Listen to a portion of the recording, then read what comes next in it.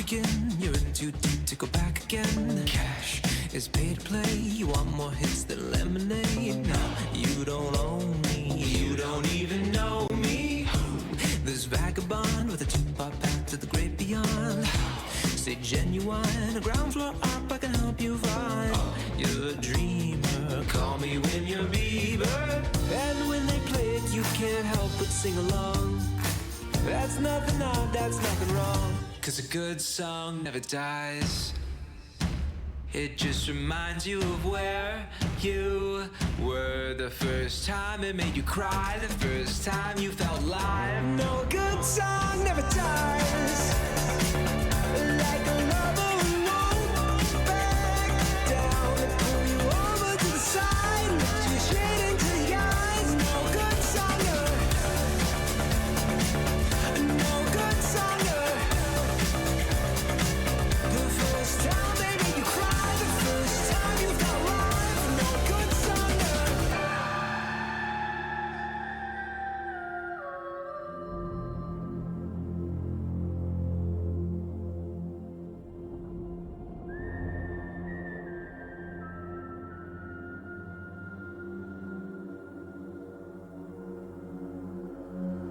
'Cause a good song never dies. It just reminds you of where you were the first time it made you cry, first time you felt alive. No good song never.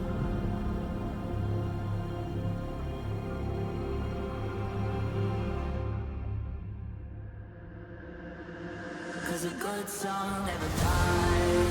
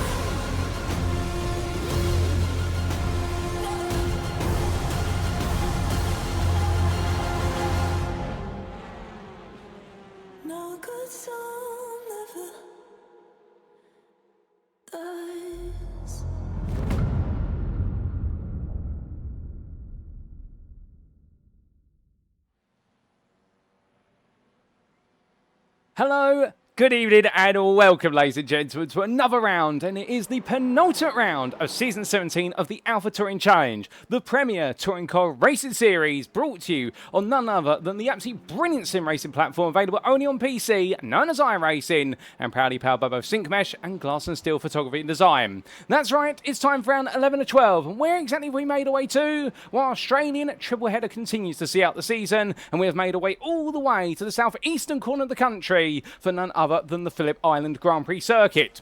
Opened and widely regarded as the home of two-wheel racing Australia, with the MotoGP Grand Prix under threat in recent history, and a big debate currently raging on whether the racing will be moved away from Phillip Island, or if it's not to be moved away, it's a very good decision, no doubt about it. But politics aside, this is one of those circuits whereby the aim of the game is to master fast, flowing bends throughout if you want to come out on top. Overtaking opportunities around here, they may look plentiful in supply, but the reality is you've got to find momentum in order to be able to make a move happen. There's only a couple of major heavy braking zones, and therefore it does mean for our drivers they need to be absolutely brilliant when it comes to corner exit and be ready to be absolutely bold on the brakes if they want to try and make the moves happen. But make no mistake, should they make an error at all, understeer wide, alternatively be a little bit too late on the brakes, the circuit will come back to bite them immediately. For the there is plenty of runoff area at this circuit when it comes to grass, and also the grass gradually sloping away from the circuit to when a driver goes on a journey beyond the black stuff, it's going to take them a long time to come back. And while our championship's very finely poised, and we could see some of them wrapped up today,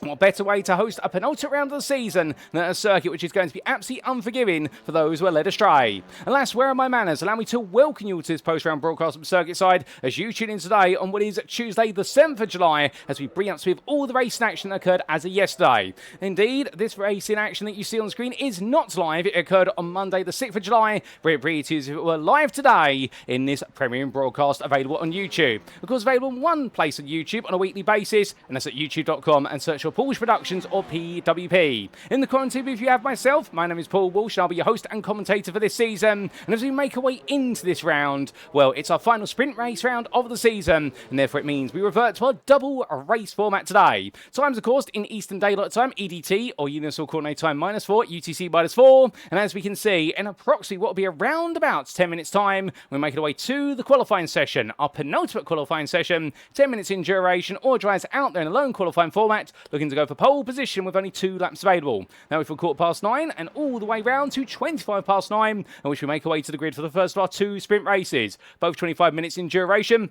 And the first of which due to get underway straight after qualifying. Then we'll take a brief breather before returning to the grid at approximately 5 to 10 this evening for the second of our sprint races. And after that, we'll be making our way into our season finale at Bathurst in a week's time. It's crazy to think the rounds are running out. The points are looking absolutely precious. And as we make our way into this round, well, there's no time to waste, ladies and gentlemen. Let's bring up to the speed with the story after round number 10 and fill you in exactly what could happen today and which championships could be provisionally crowned.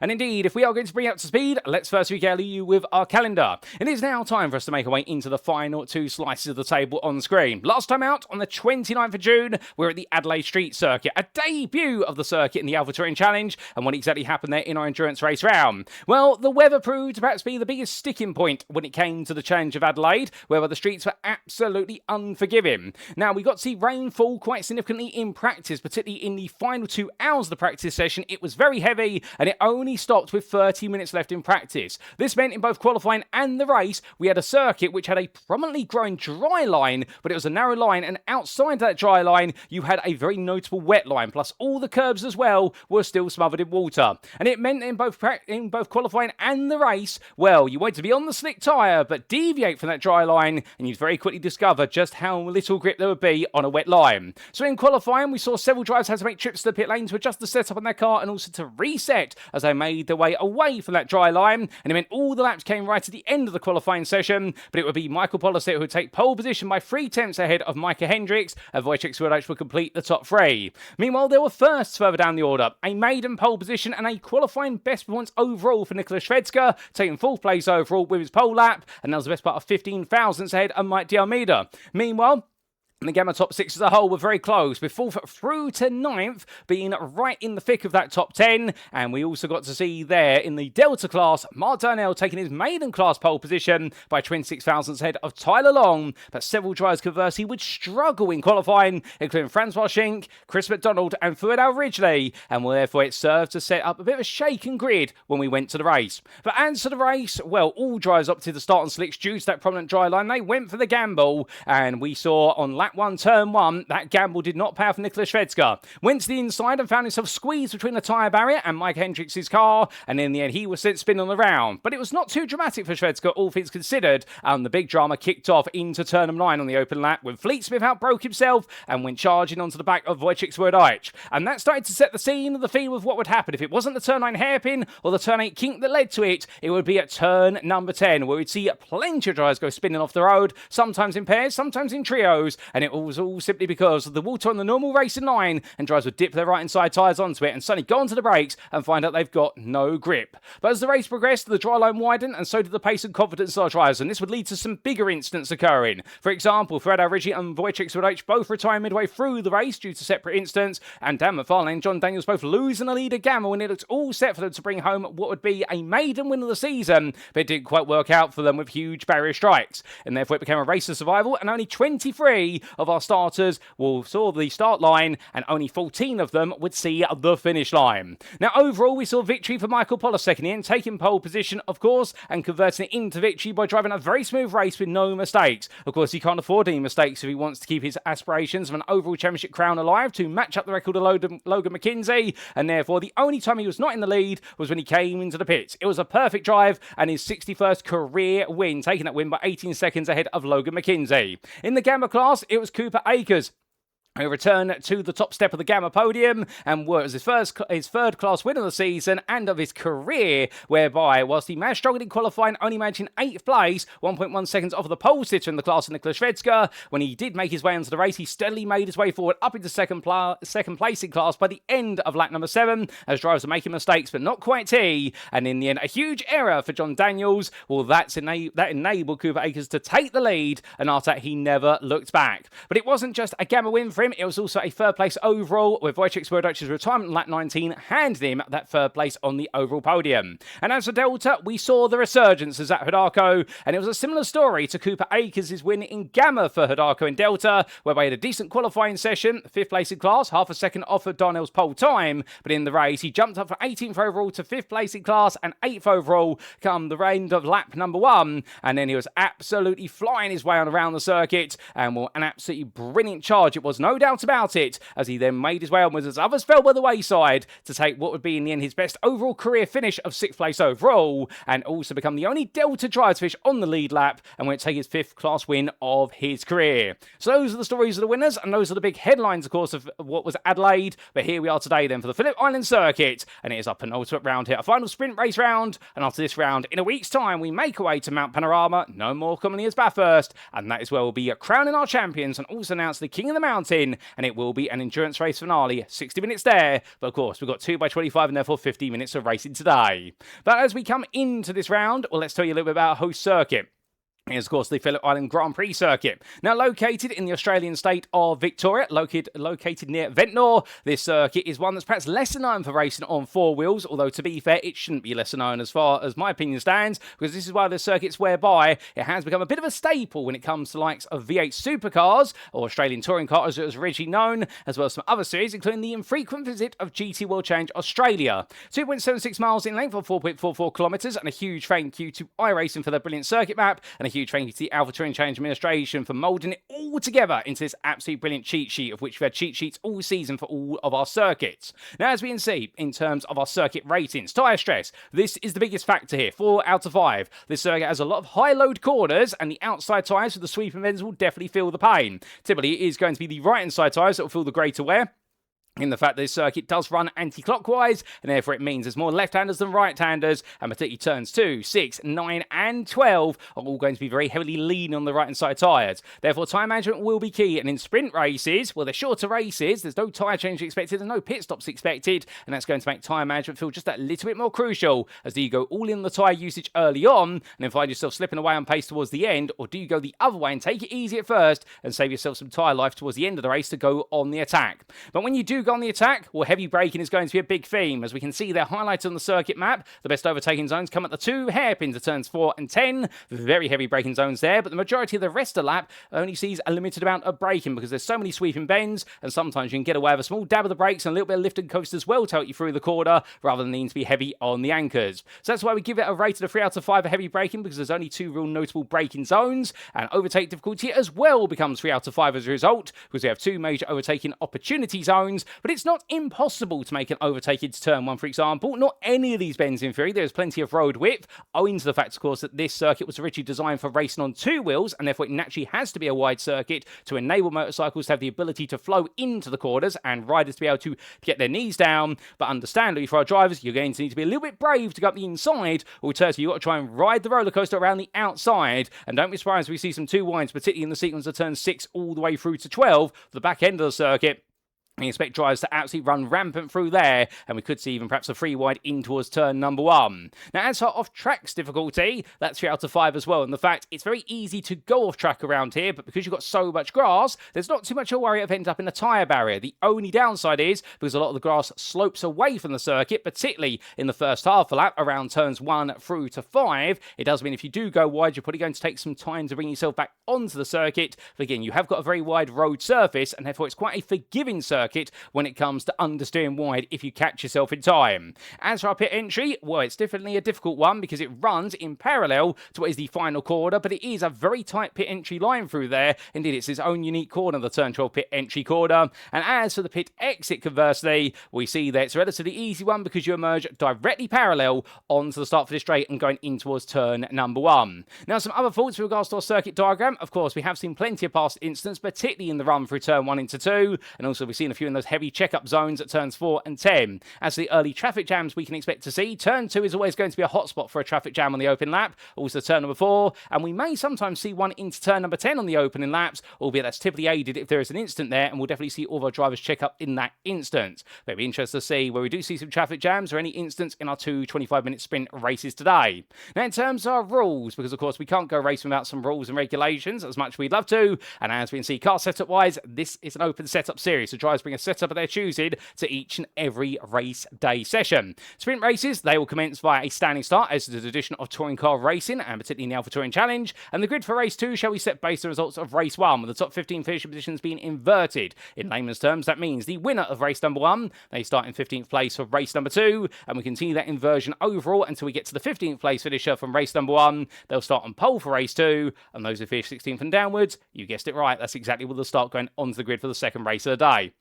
There are no mandatory pit stop requirements in the races, so therefore we should be expecting our drivers to be all out there, but if they do have to make a trip to the pit lane, it could be because they need to repair work, of which they will have one fast repair available. Alternatively, they may pick up a drive-through penalty for 15 or more instant points. Should they get to 30 instant points, they will be disqualified. They'll be permanently affixed to the pit lane. And all race shooting shall be conducted post-race. But with haste, so let's make our way back to the circuit side, and as we do, well, let's fill you in with the championship standings then, after a grand total of 10 rounds of racing. And as we can see, overall, in the Alpha Drivers' Championship, Wojciech Swirydowicz leading on 1,546 points to Michael Polasek's 1,430. It's a 116-point gap, and we've crunched the numbers, and for Wojciech Swirydowicz to become a 2-time champion today, he needs to score 126 points or more here if he wants to get the job done. And, well, it's definitely going to be a tough ask when Michael Polasek is breathing down his neck, and, of course, the complication of the fact that we do have 2 races today rather than one makes the points calculations even more difficult. But don't worry, we've got some spreadsheets off screen, and we'll be updating those as we go to keep track of how this could go. Because right now, Swirydowicz is definitely the favourite, with Polasek taking a perfect score at Adelaide. All we can afford at this point, the number 1 drive, is perfection if he wants to defend his crown. Logan McKenzie, he sits in 3rd for Pennzoil Super Touring, and right now is looking to make sure that Fleet Swift doesn't get any closer as McKenzie tries to attach himself to the back of the top 2. With Fleet Swift, your Gamma lead there for B4Ds, and right now a bit of a world of his own in terms of the overall Alpha Drivers' Championship. We'll show you what it looks like in the Gamma's Championship shortly. Matthew Mayer sits in 5th place ahead of Ray to you. Unfortunately, we won't be seeing Mayer on the grid for the remainder of this season as we understand it, and that is due to what is not being able to make the final few rounds, but of course he bowed out with the infamous drive at Fuji in none other than the Audi Gen 1 car. Ray 2 sits in 6th place of Beaver and D's, a further 43 points behind, but in turn he's only 11 ahead of Chris McDonald, the second of your Gammas of Croc Promotions, who has a sizable gap now to the tune of approximately 150 points over Cooper Acres. Behind the Pennzoil Super Touring drive, it's John Lauzon, who hasn't been seen on the grid for the last couple of rounds, and I do believe we're still missing John today. I do believe he's doing a lot of travelling at the moment. He even may be in the United Kingdom, as far as my memory recollects. But if so, I hope he's having a good time off, although we're missing him on the grid. And Mike Almeida right now, he's definitely not off his game, as the Yellow Flag Motorsport driver looks to try and chase his way into the top 10, even further so. Franz Wolschink is 13 points behind there for Sia or Kirby Enthusiasm Autosport, ahead of Major Mod Savai by a single point. And then we do see Matthew Shepka sitting 13th, just ahead of Micah Hendricks and Damon Mitchell. Tyler Long is your leading Delta driver in the overall Alpha Championship for T0 Racing Ascent. We'll bring you up to speed of the Delta Championship shortly. And you can see he's ahead of Dan McFarlane by 14 points, with Zachary Bowman, John Daniels and Third Hour originally completing your top 20. Behind the second of your Delta drivers, we then do have Zach Hudarko with a huge resurgence in his form, given that Delta win and also the huge points that came his way at Adelaide. And that puts him hot on the heels of Third Hour originally 21st, with Zachary Leopold, Nicholas Shvedska, Ian Bertolucci and Jason Ling completing that top 25. You've got a feel for Nicholas Shvedska after that heartbreak at Adelaide. What can he do here to try and recreate that qualifying performance and potentially try to land his best result of the season so far in the 250? Well, Carl Trost in 26th, well, he's only the best part there of what is 62 points behind Jason Lynn. In turn, he's only 11 points ahead of Gareth McAllister, who's on home soil once again for Yamato Motorsport. Then we do have Corey Lobner, Evan Clavier, and Mark Darnell completing top 30.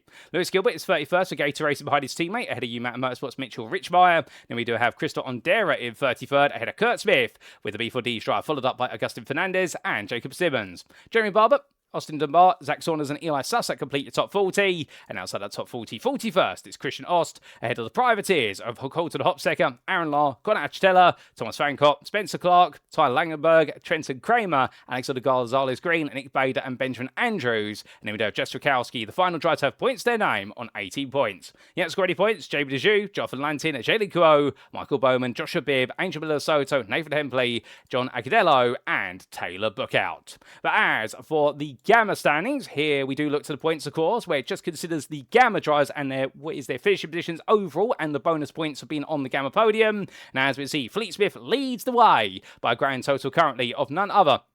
And then what is, as my mental mathematics escapes my brain, and I'm going to cheat by looking to my cheat sheet here, and we'll lead the way by the best part of 165 points. And right now, it does seem as though the B4D driver is in control. But if he wants to try and wrap up the title today, he's going to need to score 183 points based on drop scores. That will be a tough ask, given the fact, of course, the maximum available points for what is our Gamma drivers is the best part of 208 here. And therefore, for Fleet Smith, he really needs a perfect day. He needs to be scoring ahead of a good number of Alpha drivers. So we suspect it may just go to the season finale with drop scores considered, but Chris McDonald is on the back foot for Croc Promotions and he needs a huge result here to try and level the playing field.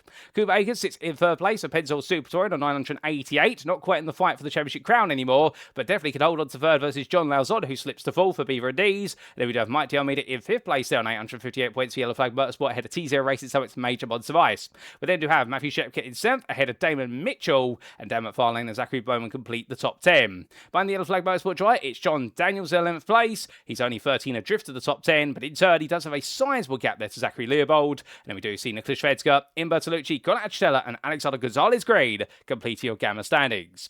For your Deltas, well, this cannot be wrapped up today. It will go to the final round regardless of the outcome, with Tyler Long having an advantage there of the best part of 96 points over Third Hour Ridgely. The T0 Race of the Ascent Dry has proven to be the favourites in the second half of the season. This is a very different form compared to his season 16 form, where it all went wrong in the second half of the season and he lost out on the crown. But at the moment, at least, he seems stable at the top, and Third Hour Ridgely missed out on a big opportunity to try and level the score coming into this round after that disastrous end to his race at Adelaide. And now Ridgely right now has not just got the pressure to chase down the leader, but the SRG driver's also got the pressure of Zach Hudarko only 13 points behind. Here's the second coming to the T0 Race of the Ascent drive for this season, and will we see his Zach Hudarko potentially steal away that second place going to Bathurst? Gator Races, Jason Lynn sits in fourth place at 550 points. You could really say that he's a bit out of the running now for the top three spots. However, he'll make sure he tries to extend his gap versus Gareth McAllister for Yamato Motorsport, and Yamato Motorsport driver does only have a 11-point advantage over Cole Trost. Corey Lobner sits in 7th place ahead of Evan Clavio, with Mark Darnell and Lewis Gilbert completing that top 10 for Gator Racing. And behind the two teammates, it's Yamato Motorsport's Mitchell Richmine 11th, who is best arrested at Kurt Smith by the tune of 17 points, with the B4D drive followed up 7 points behind by Junk in the Trunk Electronica's Crystal Ondera.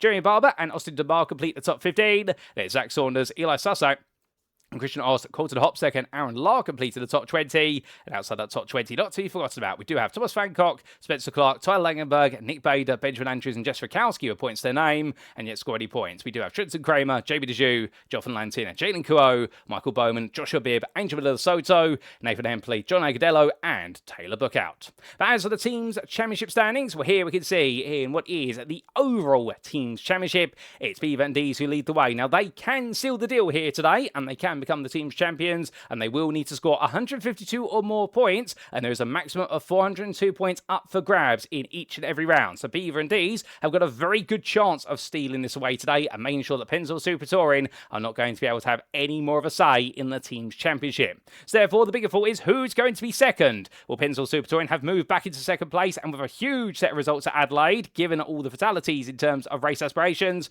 well, it does seem as though the Penzl Super Touring driver right now eager to make the way away, as Yellow Flag Motorsport will be trying to stay with them. But they've got one problem. It's Crop Promotions, who are only 72 points behind, pushing well above their weight for this season, and can they stay in the top two fight right towards the end? SRG sit in 5th place, meanwhile, not quite on the pace of the top 4, and in turn, with a bit of a comfort gap to Sia, and in turn, Sia have now only got a 14-point advantage over T0 Racing Summit, with their sister team of T0 Racing Ascent not too far behind. B4Ds and Sim Racing Grid complete that top 10, looking very tight in the second half, and therefore it could all change going to Bathurst. In 11th place, it's Gator Racing, who are best the rest of the Umata Motorsport, with Problem Child Motorsport and Junk in the Trunk Electronicas completing those with points to 9 to 14th. You didn't score any points. Breakfast for Dinner, Penguin Mafia, and Wife in No Lifeu. But meanwhile, in the Delta class, here we can see for the Delta Teams Championship, it's T0 Racing Ascent who lead, and in terms of their aspirations, we can tell you that the situation is all they need to do is score the best part of 125 or more points, and T0 Racing Ascent will seal the deal with the points remaining. So they're looking very happy right now, and it does seem as though they could be on course to taking it ahead of Gator Racing, who in turn now have got to try and hold off Umata Motorsport, and SRG are just slipping away from the top 3, but can have a late rebound here to get themselves right back in the fight for the run-up spot before the season is done. Sim Racing Grid, still the best part of 120 points ahead of B4Ds, with Problem Child Motorsport, Junk in the Trunk Electronicas, and T0 Racing Summit completing the Delta Team Championship. But that's us up to speed now with our championship standings coming into this penultimate round, and well, that means it's time for qualifying, ladies and gentlemen. But who exactly is going to be making the way to the top step of the grid as far as qualified is concerned? Well, let's find out here as we do come to circuit side. And as the driver starts to make the way out in this qualifying session, this could prove to be a very important qualifying session, not just for your championship hopefuls, but for all of the drivers out there. Because as we mentioned earlier on, this is a circuit where overtaking, it's not impossible around here. That's why we gave it a 3 out of 5 rated. But overtaking definitely is very time consuming. And well, there's plenty of opportunity to try and come back versus the driver trying to make a move on you, because you have that constant series of direction changes. As there, John Daniels going more sideways than straight coming around through turn number 2. And I think that's cold tyres there, and just trying to see what the grip levels are. And that's the thing as well. Cold tyres early on in qualifying, much like in the race, and with a lot of sweeping bends, you can expect some drivers here maybe a little bit too aggressive to the corners. You do really need to respect the grip levels here at the Phillip Island circuit. But in terms of our weather for today, as we can see, in terms of Fahrenheit, we've got an ambient temperature of 66 degrees, and what is on the track, or the road temperature, that's 68 degrees Fahrenheit. So relatively cool conditions, which wouldn't be unexpected this time of year, given the fact that we are technically in the peak of Australian winter, given that the country is in the southern hemisphere, so therefore the seasons are inverted in terms of the weather conditions, where Christmas is very warm, and meanwhile, what is the June-July time, that becomes winter, and well, that is where you do see more the effective winter in terms of the temperatures, but it is summer, of course, when it does come to the actual weather system itself. What we can see there is the fact it's actually quite a bit cooler. But with a lot of cloud out there as well today, and there was a very slight remote risk of rain. Well, that brings us on to what is our penalties for this round. Now, there were no incidents reported at the Adelaide circuit. However, we have heard that the AlphaTouring Change Administration have been in touch with the Weather of Australia. There's been quite a formal complaint and a bit of a legal lawsuit lodged, and it has been agreed that the wet weather has received a qualifying ban coming in to today. So it means we're not expecting any rain in qualifying, at least. The rain has been told to go away. It could make an appearance. There's a very low chance of it making an appearance in our races, but we won't be seeing any rain in qualifying as far as I am aware, based on what has been a big legal action taken out by AlphaTouring Change against the Australian weather system. And well, of course, we're taking a little bit of a joke with that, and indeed, I think the wet weather catching out so many drivers at Adelaide, well, that was what was posted on the instant report sheet, and it's good to see that whilst it was a very rough round for so many, a lot of you are being had in the AlphaTouring Change Administration, indeed amongst the community. And that's the great thing about the ATC, of course, in the fact that in our 17th season and over 5 years of racing, well, the racing continues. It's always intense, but you also know how to have a good joke every so often. First time McKinsey, it makes well through. Well, we do look to a couple other drivers who are heading around, and right now, of course, this is the man who could seal the deal today. For Beaver and D's, and Wojciech Swirydowicz, and well, it would be crazy to think in the fact that it was 3 years ago and a month back on none other than the 6th of June 2023, where at Barber Motorsports Park, he took his first title, his season 7 crown in a season-long battle with Michael Hendricks, taking it in the end by the best part of 40 points. And we're here today. We're round to spare. He could become a 2-time champion. It will mean if he does so, we no longer have a 1-time champion in the history book.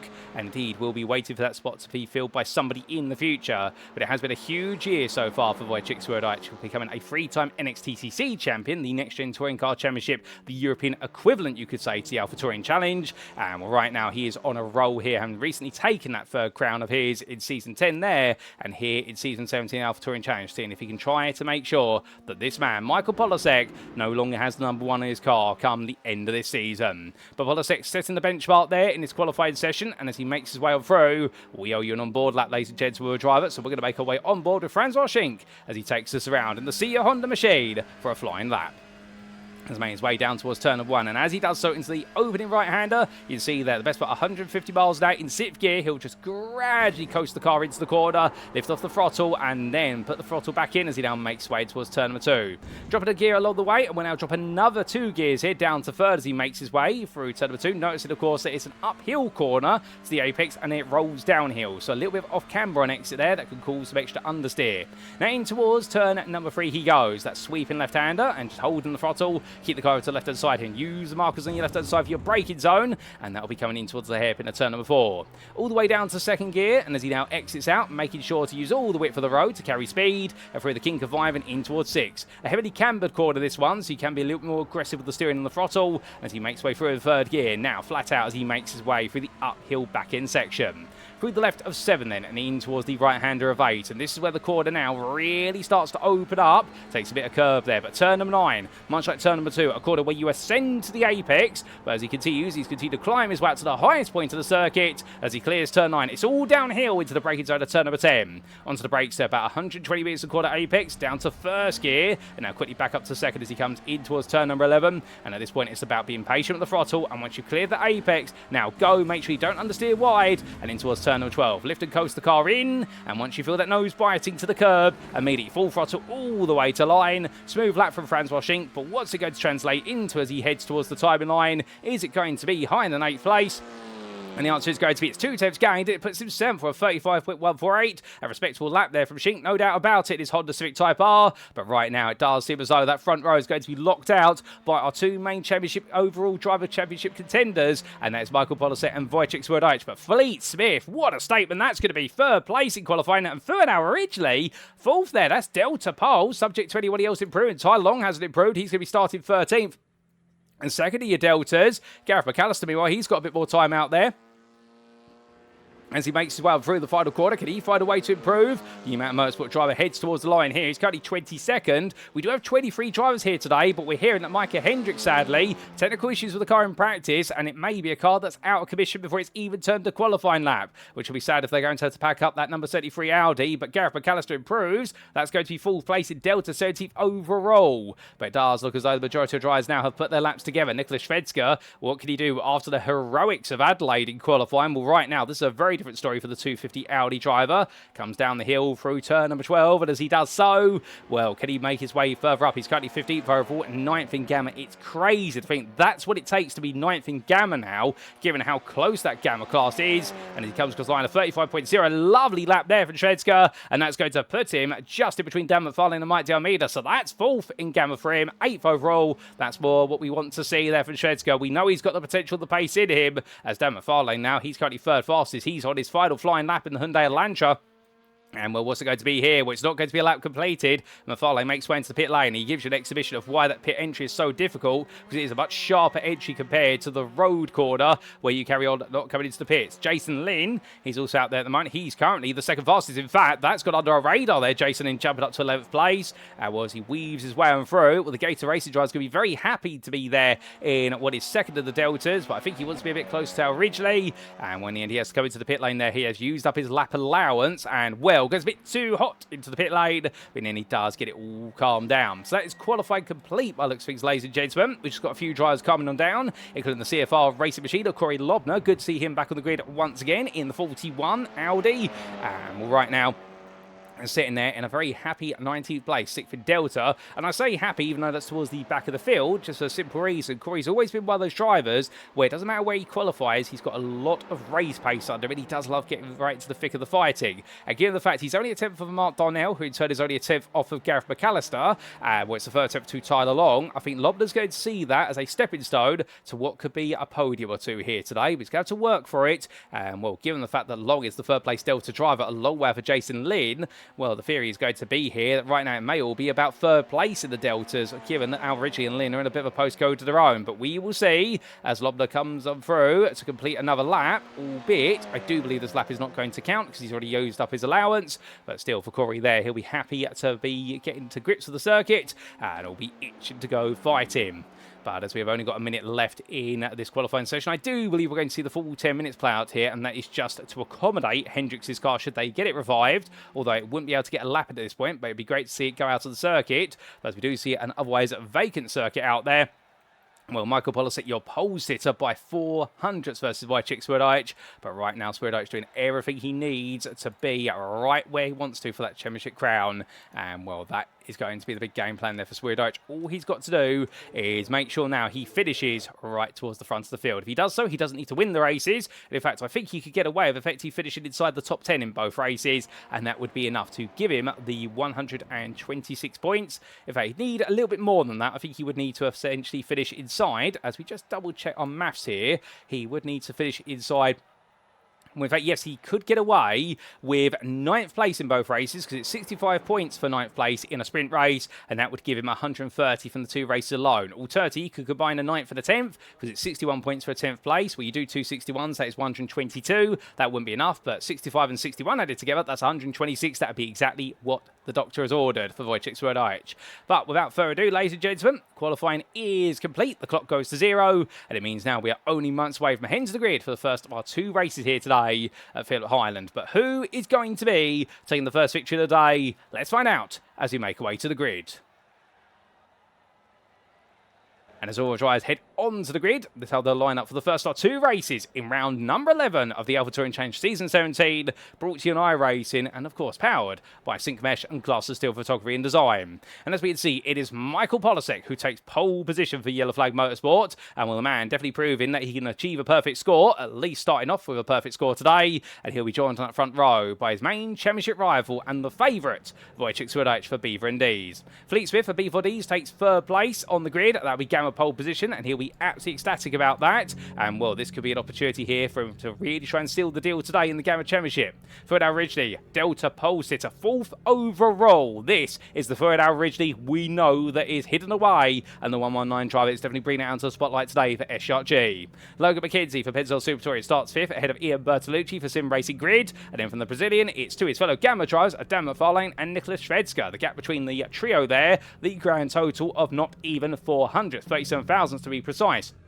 And the Sim Racing Grid pair followed up with the Shredsker Racing 250. And then we do see starting in 9th place, Mike Almeida for Yellow Flag Motorsport. Francois Schink completes your top 10 for Sia, only 7,000ths behind. And then we do come back to what would be 11th place, and it's Jason Lynn who starts there for Gator Racing, and he will be in the company of Chris McDonald for Crop Promotions. We then do see Cooper Akers for Pennzoil Super Touring in 13th place ahead of Matt Shepka for Sia, and it'll be Major Monzavai starting in none other than what will be 15th place. Behind the T0 Racing Summit driver, it will be Tyler Long for T0 Racing Ascent, and then we will see Gareth McAllister for UMAT and Motorsport ahead of Mark Darnell for Gator Racing. Then we do have Corey Lobner, the privateer, ahead of John Daniels for T0 Racing Summit, with Racing Summit having a bit of a difficult qualifying session, and Zach Hidalgo for T0 Racing Ascent falls to 21st in this qualifying session, just to his teammate of Carl Trost, both of them struggling in qualifying, and sadly for Mike Hendricks, no lap set, and well, I don't believe we're going to be seeing his car make its way onto the grid today.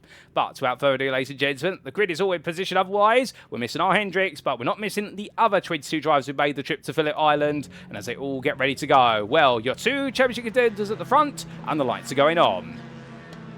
So it's 1, it's 2, it's 3, it's 4, it's 5 and lights.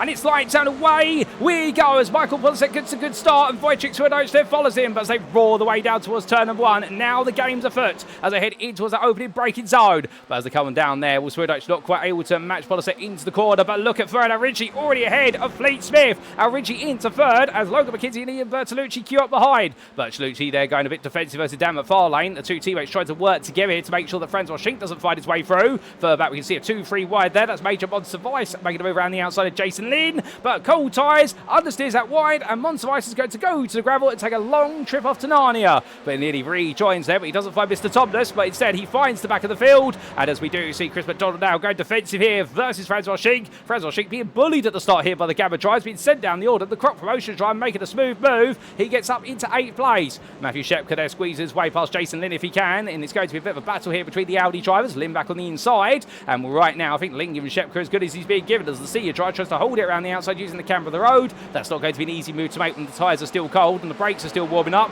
but Shepka's going to give it a go here, and here they make the way up the incline through turn number 8 to 9. 2 by 2 they go, because behind that Shredsker and Diomeda together, and there you can see the yellow flag motorsport driver on the inside, but it's where you want to be for turn 9. You don't want to be on the outside on cold tyres, but they give each other racing room, and Shepka in fact is going to clear Lynn. Lynn backs off there, and Shredsker's going to go round the outside to inside of him. Lovely line from the Gamma drivers. Gareth McAllister now attacking as he tries to take second place off of Lynn in the Delta class. We might Diomeda and Tylog behind, and Tylog's had a bit of a slow start. John Daniels, meanwhile, he's had a brilliant start by comparison as they make the way around. But as time begins to tick away, of course, well, right now, plenty of laps available in this race as all the drivers make the way towards the end of lap number 1. But on to lap number 2 they go. It's Polasek, ahead of Swirydowicz, followed by Al Ridgely. Then we have Smith, followed by McKinsey, followed by Bertolucci. In 7th, it's McFarlane, ahead of McDonald, followed by Francois Schinck. And we do have Cooper Akers completing the top 10 as that's done. McFarlane going very sideways there through turn number 1. A bit too much speed, a lot of rearward brake bias there in the rear of the car, just swapping loose. But as he makes his way through turn number 2 right now, Chris McDonald looking back up the inside here. So McFarlane gathers it together,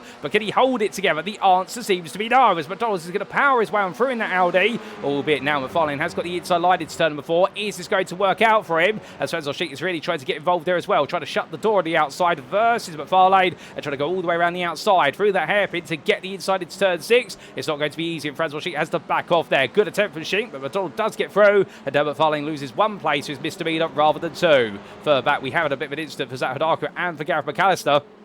Both drivers, I think, have had a bit of an off at turns 1 and 2, and therefore they've dropped all the way to the back of the field. But we will get some replays of those moments in due course. But right now, we're going to stay with your live racing action, ladies and gents, because it's definitely getting a bit hectic here at Phillip Island. And, well, definitely this race, an exhibition of why this circuit definitely needs to be preserved in the annals of time in Australian real life as much as the simulator. As Corey Lobner was racing straight through turn number 8 and 9. And as he comes back together here, he loses out versus Carl Trost. But well done, that man, for catching the car. And I think Ricky Poynton would be pleased with that. If he can catch a car like that, he can catch a ball as well. But as he makes his way through turn number 11 in towards 12 right now, Lobner's got a bit more work to do. He's full of enthusiasm, but he's got to get the gaps down. Meanwhile, back to the front, Michael Polasek leads this race down to lap number 3, but Wojciech Swirydowicz now started to get a little bit closer. Swirydowicz, he doesn't need to beat Polasek on the road if he wants to take the crown. Remembering, of course, that for the second place finish, it's 95 points available. It wouldn't be enough for Swirydowicz. He would need a result in race number 2 to take the crown, but all he'd need at that point would be the best part of a top 15 finish. So therefore,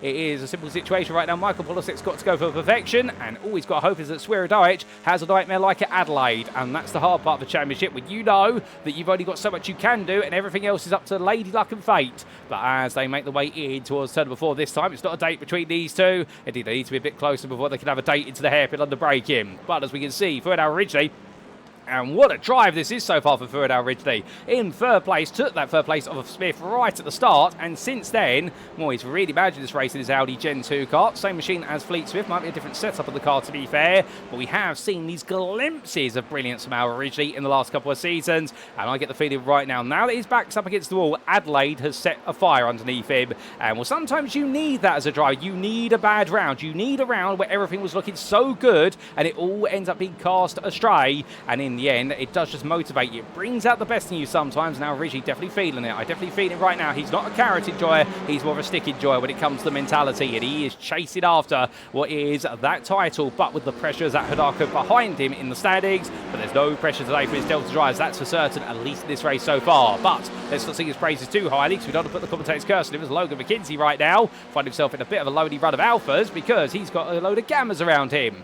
And meanwhile, as they make the one to lap number 4, the lead battle is getting closer. Well, Wojciech Swirydowicz now within a 10th here as they break the way towards turn number 2. Fight further back down the order. Nicholas Shvedska has just found his way, I believe, past Mark Darnell. So therefore into 17th place. And Shvedska having that difficult start after an off track and will now try to get himself back together.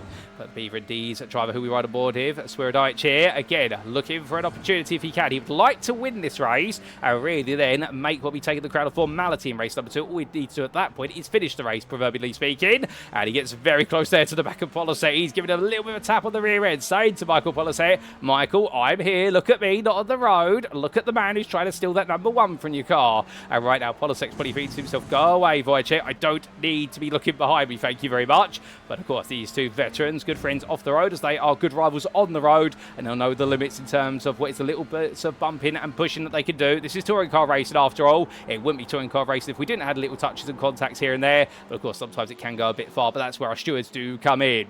But as they head down the hill towards the hairpin, our Reggie and Smith together still, but our Reggie right now holding his ground. Francois Sheik, meanwhile, finding himself under pressure from Dan McFarlane.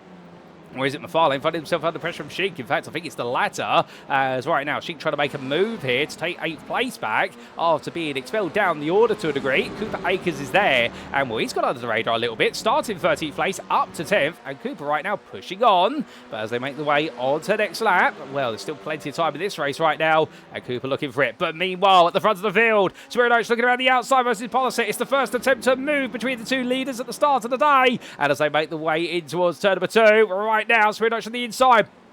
Polasek's the outside here, but has he got the grip levels? Swirydowicz just getting to inside enough there. Just causing Polasek to have to trim out slightly wide. No contact between them by looks of things. And Swirydowicz takes the lead. But is this a brief spell up front, or is this a sign that he's now going to try and run away? We will have to see. But Swirydowicz is looking quite quick here at the moment. But it may be a game whereby, because of the fact they're so even on pace, the slipstream makes up the difference in pace between the two of them. Well, Swirydowicz is into your lead now, as Tyler Long and Jason Lynn still racing together. Bear in mind, we do have some discontinuity or intermittent connectivity issues there for Jason Lynn, and right now holding on to that 2nd place in Delta is where he started, but he started 11th place overall, so he's lost some places to Gamma drivers, and Tyler Long conversely has gained some places as he moves forward and looking to go on the attack as best he can, the 767 driver. But as he comes through there with Major Monster Ice, Mark Donnell and Carl Trost a little bit further behind him. Mark Donnell right now, he's had a great start to this race, moving his way all the way up into 4th place in Delta, with Carl Trost right there behind him. And see, you've got John Dales, Nicholas Shvedska, Corey Lobner and Zach Hidaka all queuing up at the back. And, well, we do have Gareth McAllister in a bit of a lonely 22nd at the moment, 5 seconds adrift. Here he is, but he wants to try and get on the back of that. But he has been involved in a bit of an incident, which has seen him lose some time. But we'll definitely get a look at how he can gain that time in due course. As he in Bertolucci right now, the brilliant Brazilian. Well, he makes his way onwards here. And, well, all fired up, of course, in his Hyundai Elantra. The car he switched to midway through the season. He went from the Audi Gen 2 car to the Hyundai Elantra. And the switch to the Hyundai has definitely worked out quite nicely for him. He does seem a bit more comfortable in this car, making that switch in round number 7. And well, since then, the 51 driver absolutely delivering the results. Currently 2nd in Gamma here today. Fleet Smith is the only driver in front of him, but he's 2 cars in front because between the two is Logan McKenzie, our most decorated championship holder, a 6-time champion versus the 5 of Michael Polasek. And well, I think Polasek's going to have to wait another season to try and tie that up. But meanwhile, look at this. This is a tongue twister. This is going to be Ridgely versus Smith here. It was the hairpin. Smith on the outside for B4Ds, and the little Bumblebee machine goes on the attack. Liz are going to kick up a buzz here as the F-Shark-G machine tries to hold on. It's the battle of the Audis, but Smith around the outside to the inside of turn 6, and he will get that move done. Lovely move there from Fleet Smith. To be fair, Ridgely not fight it too hard, and I can understand why Ridgely may not be putting up too much of a defensive war at the moment. Now, in theory, remember, points are scored primarily via overall position. So as a Delta driver who's got his foot up against the wall, his back up against the wall, he does need to score as many points as possible. He needs to take all these overall positions. But conversely, 2 races here today, and also keep in mind the fact And he's still a long way ahead of his rivals, so for originally he may be willing to sacrifice a few places. He'll put up a little bit of a defence. He tries to hold the outside to inside line coming towards turn number 11 versus Logan McKenzie, but he may not put up the biggest defence yet, just because he doesn't want to risk losing the chances of big points. Of course, there was a big shunt between him and one of the cars around him, then suddenly he could be sent all the way to the back of the field, where Jason Lynn is in 13th place, holding off Tyler Long at the moment, versus when you, as in Phil and originally, are inside the top 5 with some big points. Well, those big points can go a long way, particularly if you make it a double here today versus your rivals. So that's why we're seeing Fred Alrigi at the moment take it quite easy. But as Logan McKenzie got a bit defensive versus Ian Bertolucci, well, McKenzie conversely cannot afford to be complacent, because Alpha Drives, of course, only score points overall. They have no what is class podium, and indeed their only podium points available will be the ones for taking first, second and third. They don't get any bonus points to being on that podium. That's why they're Alphas at the end of the day, as being, well, Bertolucci and Chris McDonald. And they continue to fight. Well, Ian Bertolucci there having to now worry about McDonald, who's trying to tease out a move. But he tries to tease one. Meanwhile, we had a bit of a moment for Mark Darnell coming through turns 1 and 2. That drops him all the way back down to 21st place. Well, suddenly we have Carl Trost here, who started from the very back of the field in 22nd. He's up in a 16th from 4th in Delta. Good on Carl for doing so. And again, it's very interesting here with Carl for the T0 Race of the Senate team. He seems to have this very hit and miss qualifying approach, but in the races, once he gets going, he really does push on. And I wonder whether the switch to 2 laps in qualifying for this season really has hurt Kyle compared to other drivers, because he just seems to not have that ability to draw a lap or extract a lap straight away in qualifying, unlike many of his rivals in the Delta class. But his racing ability is definitely there, pushing towards Gamma level. That's not saying he should be promoted at the end of this season, far from it. Indeed, he'll be promoted if he does finish as your Delta champion or towards the top 3, depending on the cohort and the year. But right now, as we do see him coming down, he's definitely putting on some good work, as it's the Gammas behind him with Shredsko and Daniels, who go side by side here. Nicholas Shredsko takes the big tuck up the inside. It's 10, puts himself on the outside now of 11. Daniels tries to come back here. Shredsko uses all the road and a little bit of grass there. He's paid for the road. He's paid to enter, so therefore he's going to use every little bit of tarmac, plus also the grass with it. And, well, gets out slightly out wide there as they make the way on with John Daniels. I think backs off a little bit out of respect, and in the end it's going to be through the 2 Delta tries go. And that's going to be Corey Lobner and Zach Hidalgo. They literally part the seas of Gammas, and right now, as they make the way in towards turn number 1, it's going to be side by side between them. Zach Hidalgo right now trying to hold around the outside of Lobner, and was going to be a lovely line here for the T0 Race of the Scent drive. But what can the CFR Audi do to come back? Can he find a way to hold it all the way around the outside? He's going to try it, but on that off-camber corner, surely that's going to lead him astray. It is, and he's going to understeer out wide, and John Daniels now gets back ahead, and here comes Nicholas Shvedska. And as they power the way on, as we look to the blimp camera there, you can see the 3 wide at a distance may look like ants, but right now, very close together, diagonal 3 wide.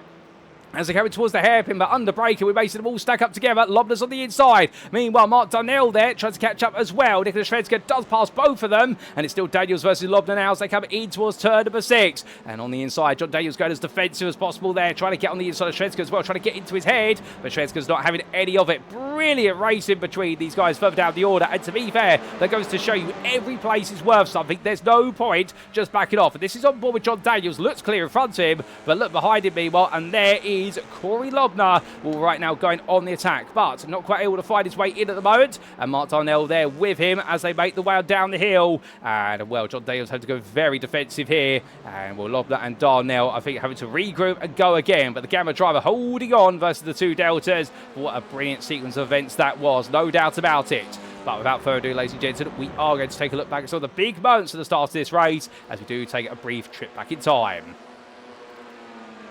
And when this was back to lap number 1, and in particular, Carl Trost had a bit of an excursion at the start as the field got the way underway. It's towards the back of the field, we do look a flash of the headlights there for an unhappy John Daniels. And Carl Trost in, I think, going straight on. I wonder whether perhaps he and John Daniels had a little bit of an altercation and he's decided to give the place up. He did give up the place there to Corey Lobner, to be fair. Then we did have a bit of a moment for Major Mods Device. This, of course, was making their way through turn number 2 on the outside there, trying to pull the move on Jason Lynn, and then discovering cold front right tyre, extended left-hander that's downhill. The car's not going to make it. He fell all the way to the back of the field. But whilst we did catch that, we may not have caught this on lap number 2 for Dan McFarlane, as he made his way in towards the braking zone for turn number 1. As he carried all the speed in there, chasing after Ian Bertolucci. A big sideways slide there and caught that very nicely. And as he did so, the car definitely coming loose on him. Logan McKenzie just up the road. Well, he had his own little excursion, but nothing like what Dan McFarlane had. We did have this for Gareth McAllister as well. This was further down the order for the U-Mountain Motorsport driver. And I suspect this is going to be a bit of a similar moment. Comes into turn 1. The car twitches on him on turning, and it just completely lets go. Well, I would have expected that. that, and the number 25 driver having the whole rear of the car completely step out on him, as that Hidako in parallel had this happen as he made his way in towards turn 1. Well, there was a big slide for Gary McAllister, and I think Hidako, in solidarity, decided to pay a tribute act. Well, it didn't pay off because he went wide at turn number 2 on entry, collected the car, and it went all the way to the grass and just avoided the gravel trap there. My goodness, that was razor thin in terms of margins, but well done to him for dodging the gravel trap.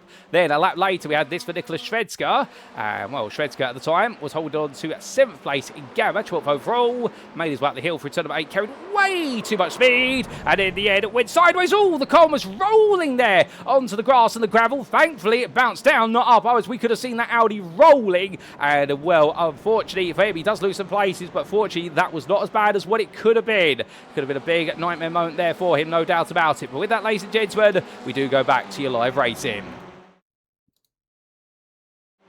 And as we do come back, we'll still more to come, no doubt about it. We've got plenty more racing here. And, well, what's the change of foot? Well, at the front of the field, there we can see Wojciech Swirydowicz still leading. 10 minutes to go. And right ahead of Michael Polasek. Polasek, of course, being passed by Swirydowicz. That was back on lap number 4 in towards turn number 1. The two didn't fight too hard over it, but I think they build up the proverbial storm at the end of the race. Right now, I think Wojciech Swirydowicz feels as though that he is the storm that is approaching that championship crown. And well, Michael Polasek still hoping that he could hold on for a little bit longer. But you'll find Fleet Smith a bit further back there. Your Gamma leader, while to pass in third hour originally in towards what was lap number 7. Well, Logan McKinsey came through as well late on that lap at turn number 10. And now Ridgey now holding on to 5th place behind the number 4 Pennzoil Super Touring. But of course, whilst things are stationary for a brief moment, they won't be for long when Chris McDonald is concerned about it, because here we ride aboard with the Crop Promotions driver looking to go on the attack here versus Ian Bertolucci for the 2nd place spot in Gamma. Great fighting between these drivers inside the top 10, and well, of course, keep in mind that in the sprint races we halve the number of bonus points available, and that way we give you the same number of points as we would in an endurance race round, whereby it'll be 4 for first, 2 for second, and 1 for third in the Gamma and the Delta classes on their respective class podium. And well, that adds up, of course, the 8, 4 and 2 that you would see in endurance race if you achieve a double podium over the course of the sprint race day. But as McDonald makes way through turn number 4 right now, with the Crop Promotion try having to play this patiently, and I think hoping that Bertolucci will make an error at some point. We know that Elantra can be a little bit sketchy on its tyre life, but we have got relatively cool conditions here today, so therefore it should not hurt the Elantra as much as it would normally if we did see the thermometer start to push above 100 degrees Fahrenheit. That's when we start to see what is problems, particularly when we get above 108. That's when we're hitting 40 degrees centigrade or higher, doing the quick basic mathematic conversion, and well, that is when you start to see the Elantra really struggle with front end grip midway through even a shorter race like this. But further down the order, well, it's a bit of a civil war here for T0 Race of the Sync. Carl Trust and Zach Hidako together. Hidako having recently made a bit of an excursion off the road, and well, Carl Trust right now just trying to make sure he doesn't lose out to 4th place in Delta.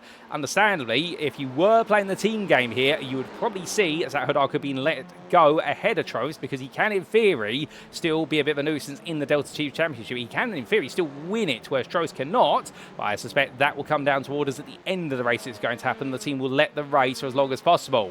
But meanwhile, we come back to 2 Gammas, and again, Bertolucci ahead of McDonald. The gap going into turn 1, just before that braking zone, is a 10th. McDonald is the better runner coming out to turn 12 into 1, but understandably, it's under braking there. The concertina effect means that you have to back off as the car behind you. You cannot ride the bumper of the car in front that closely, as otherwise you'll be given a brief biff on the back bumper, and we'll suddenly you both be finding your way to the grass very quickly and to the steward's room.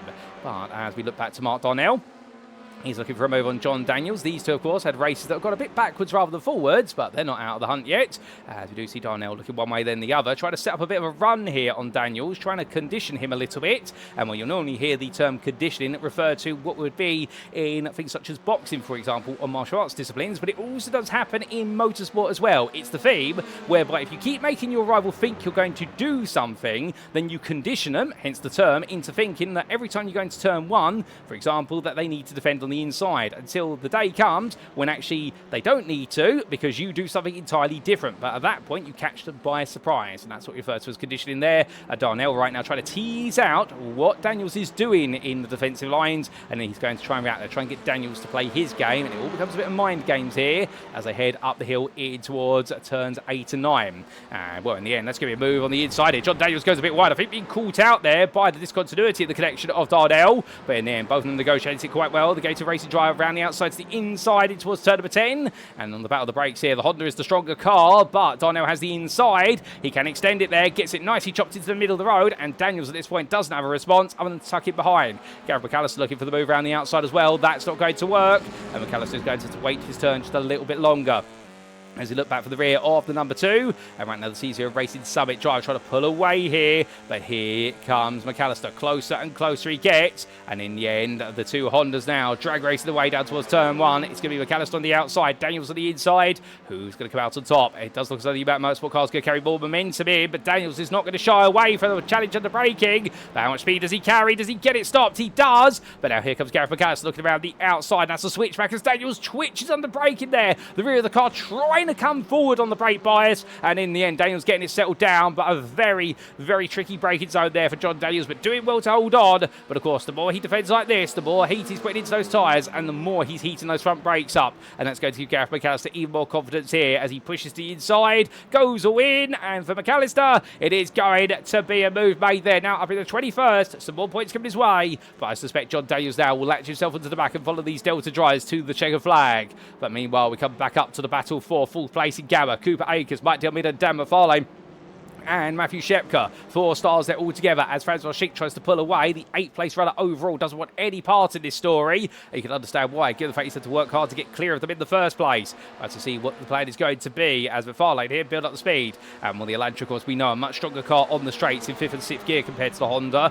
Is able to accelerate better. All these cars rated to the same top speed in terms of if they're all running the same rear wing settings and downforce. But right now, Dan McFarlane trying to look for a move, but it's not coming about. And in towards the turn 1 corner they go.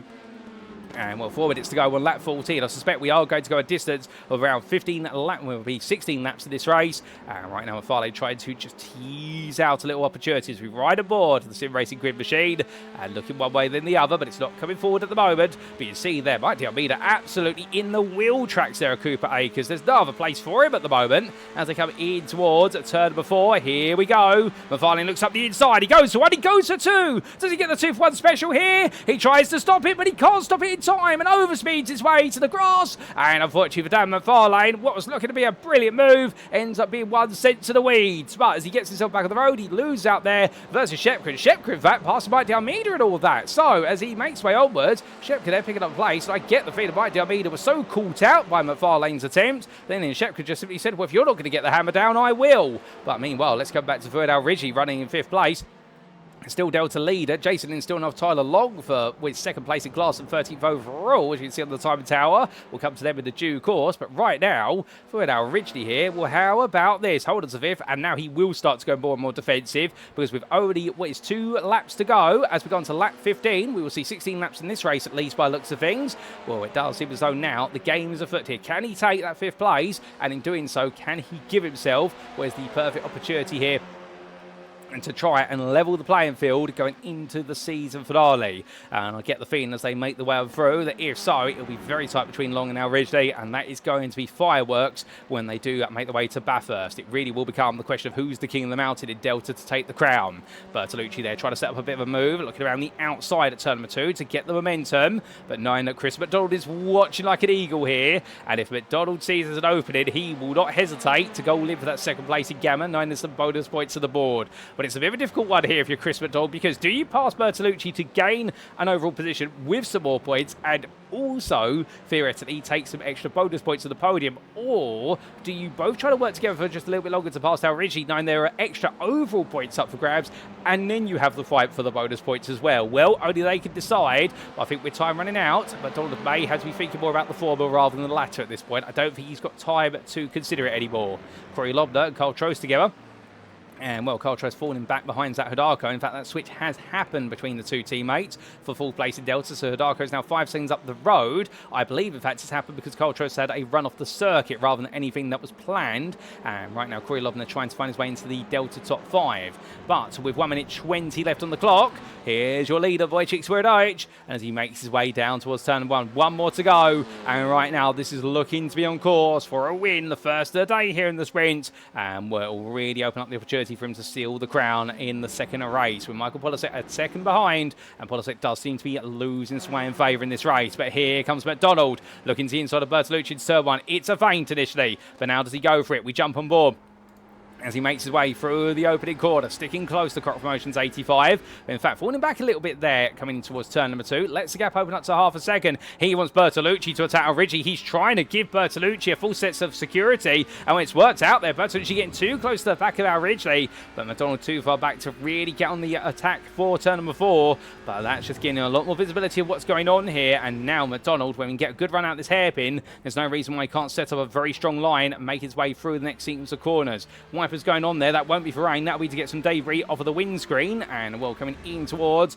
that left hand at turn number 6. In fact, I think that's an absolutely huge fly that splattered on the windscreen there. And the top right of the windscreen of McDonald was to make the way on through. That won't be part of the Bush Tucker trials. If you're a big fan of I'm a Celebrity, Get Me Out Here, set in Australia, I do believe. But right now, number 85 try here, finding a trial of his own, which is to try and get onto that second spot of the Gamma podium. And it's proven to be a very tricky one at that. But of course, tasty races, what we've enjoyed, as Cooper Akers still keeping Wojciech Swirydowicz and Dia Almeida at bay, with Dan McFarlane a second behind the group.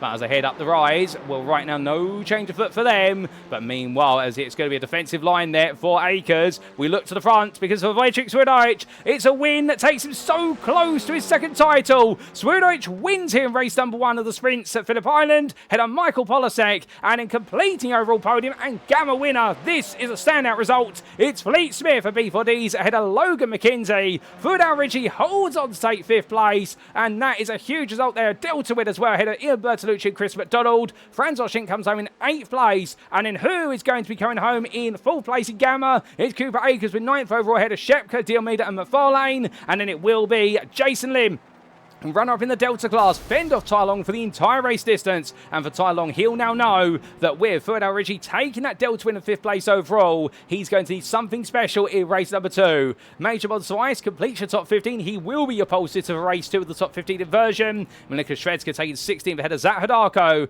Then Carl Trost, Corey Lobner, Mark Darnell, Gareth McAllister and John Daniels completing all of your finishes in this first race. But what a race, ladies and gentlemen. And as we head into our warm-up period in preparation for race number 2, it gives us the perfect opportunity to walk you through those results from race number 1 once again, and then have a brief hydration break. But as we do take a look at those results, all of these, of course, provisional, subject to any insurance inquiries. As we can see, Wojciech Swirydowicz then started second, but took the lead, and after that, absolutely made sure that there was no way for Michael Polasek to come back through after lap number 4. The Beaver and D's driver, 8 tenths ahead of the Yellow Flag Motorsport number 1, and then completing that overall podium with the Gamma win. Fleet Smith there, a brilliant drive for B4Ds, and that win, well, it takes him close. Now, can he seal it today, given that? Well, we are just double-checking with regards to that, ladies and gentlemen. Bear with us a brief moment, and I do believe we will be able to feed you in some information. Of course, he is in that fight with Chris McDonald,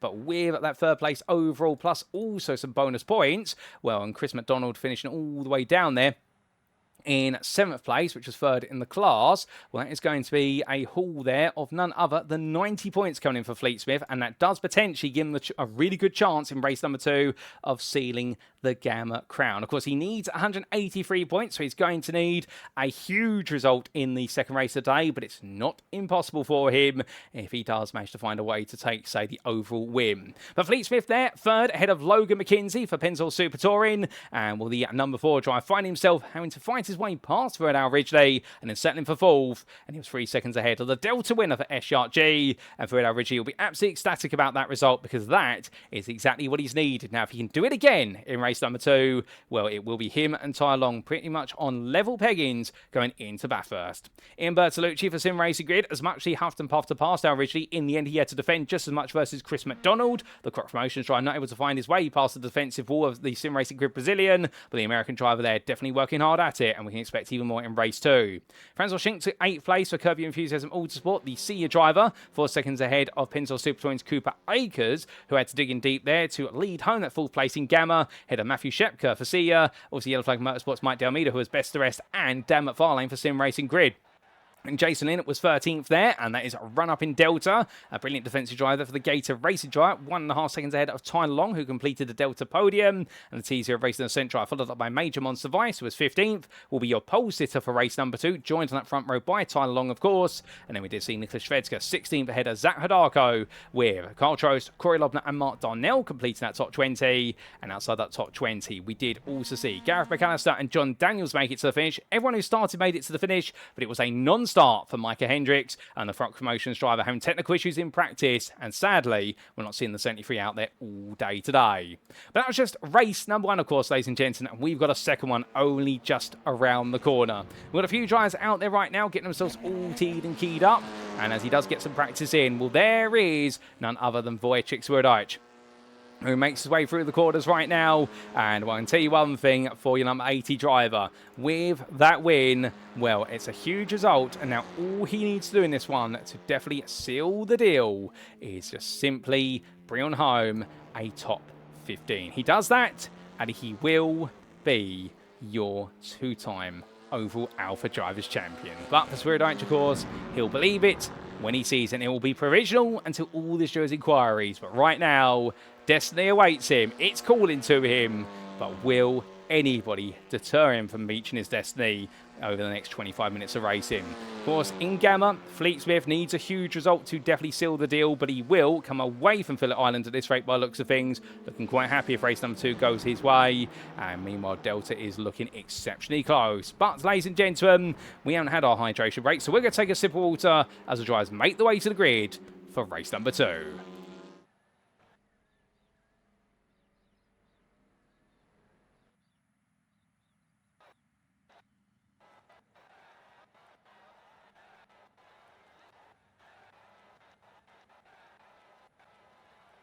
And so we are fully hydrated and we are back. And we go back to the grid, and this is how they'll line up for our second and final sprint race of the season. It's the top 15 inverted race 2 from round number 11 at Phillip Island in season 17 of the Alpha Touring Challenge, brought to you in iRacing and powered by both Syncmesh and Glass and Steel Photography and Design. Major One Device takes the top 15 inverted pole position and his Gamma pole with it. And he'll be joined on the front row by your Delta pole sitter of Tyler Long. Starting on pole, can he now convert that into a win and just force the championship fight away from Third Ridgely? Well, the T0 Racer Ascent driver is going to have some tough company behind him. Jason Lynn for Gator Racing, who got the upper hand in race number 1. Can Lynn get the launch in towards turn number 1 and make it tough for Long once again in this one? Dan McFarlane starts full play for Sim Racing Grid, and the SRG driver then be followed up by Mike Diomeda for Yellow Flag Motorsport. Matt Shepka for Sia starts in 6th place, and he'll be in the company of Cooper Akers for Pennzoil Super Touring, who looks rapid out there in the defensive factor, and he made sure to not let any gammas past him. Franz Wojcik will be starting alongside Akers, 8th on the grid for Sia, and behind the Canadian in the number 18, it will be Chris McDonald for Crop Promotions. Ian Bertolucci proved himself to be the better, slightly on pace versus Chris McDonald in race number 1, but will he be able to find a way past him early on for Sim Racing Grid? We will see. We're starting on length behind Third Ridgely for SRG, Delta win in race 1, and hoping now to make it 2 out of 2, and if it's another top 5 overall, well, what a score that would be to set him up for the season finale. The SRG drive will be joined on that 6th row of the grid by Logan McKinsey for Pennzoil Super Touring, and it will be Fleet Smith for B4Ds ahead of Michael Polasek. The Yellow Flag Motorsport drive will be then followed up by Beaver and Deez's Wojciech Swirydowicz, your winner in race number 1, and on the cusp of becoming a 2-time champion should results go his way. Shvedska Racing's Nicholas Shvedska starts in 16th ahead of Zach Hodarko. The T0 Racer Ascent drive followed up by his teammate of Carl Trost, and completes that top 20 will be Corey Lobner and Mark Darnell. 21st on the grid, Gareth McAllister for UMAT Motorsport ahead of John Daniels, the T0 Racing Summit, and then sadly not starting this race, otherwise he would be 23rd, Micah Hendricks due to technical issues. But ladies and gentlemen, your grid is set for the second and final time today. All the cars are in position. It's time for the lights. And so the revs rise. We're all ready to go. It's 1, 2, 3, 4, 5 lights.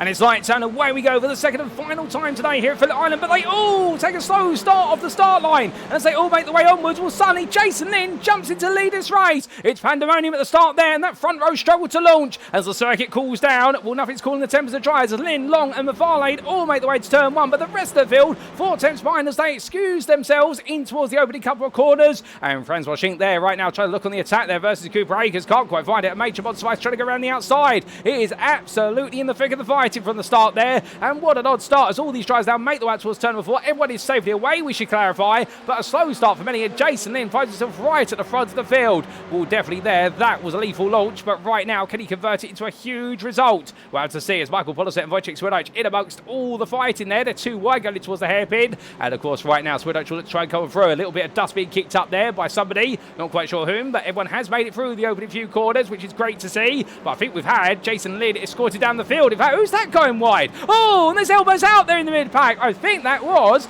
I want to say there's a Honda of Francois Schenk being elbowed out there, but don't quote me on that. Somebody's been elbowed out of turn number 6, and as they all make the way now in towards turns 8 and 9, it's going to be 2 by 2 here.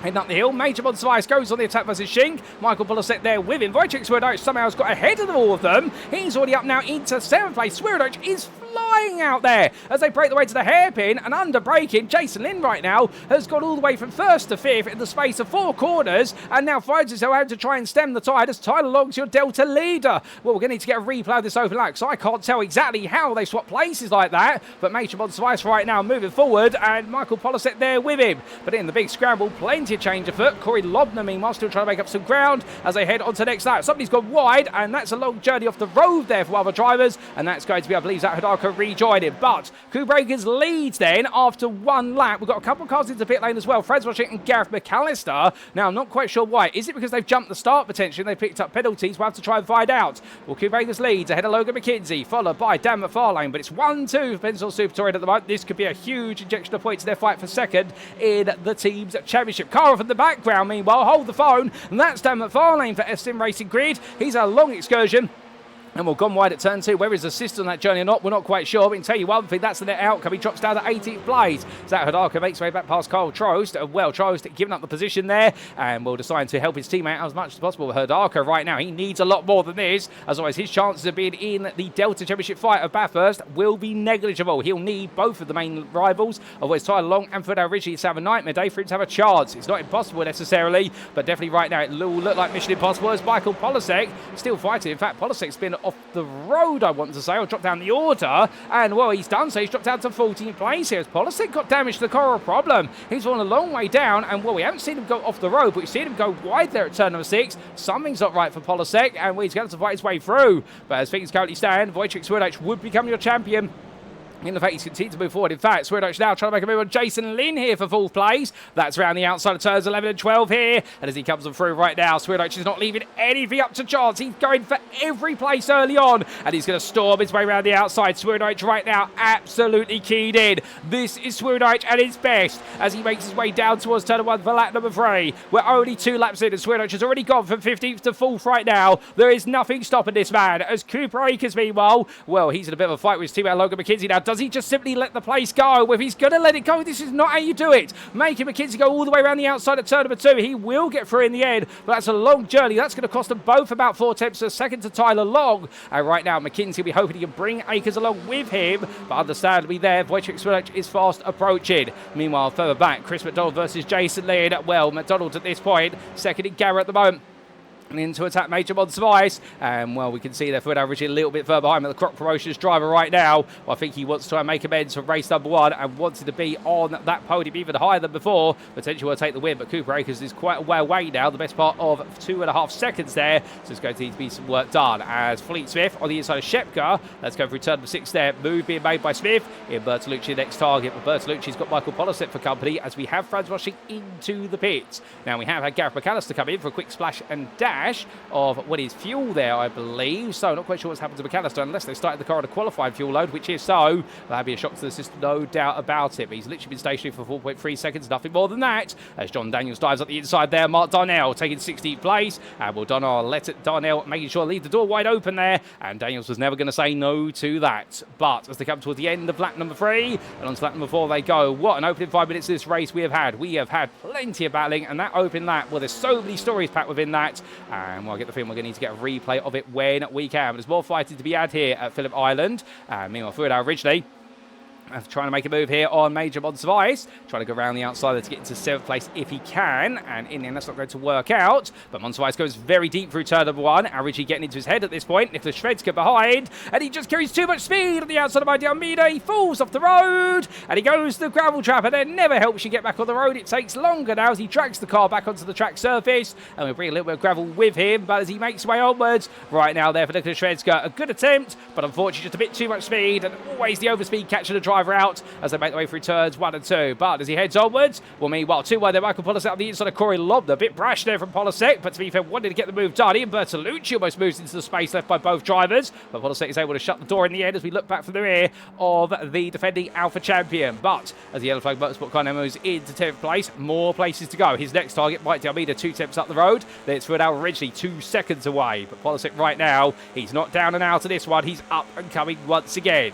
And there's going to be Bertolucci looking around the outside here. And to be fair to the Gabba drivers, whilst they are in the presence of the most decorated driver in terms of the most wins of any driver in the ATC, 61 wins and still more to come most certainly over his career. Well, right now they're showing no hesitation to fight with a Hall of Famer as they make the way through to number 11. We do have a few Hall of Famers at the AlphaTauri Challenge, all those available on the website, more on that later. But right now, we might won't be into the Hall of Fame when he loses places like that as Corey Lobner and also Fleet Smith squeeze them through. And that was White Almeida being hung out dry on the outside of turn 11 there, and well, hands back off the throttle. 9 understeer would take him to the grass otherwise. He'll try and come back when he can.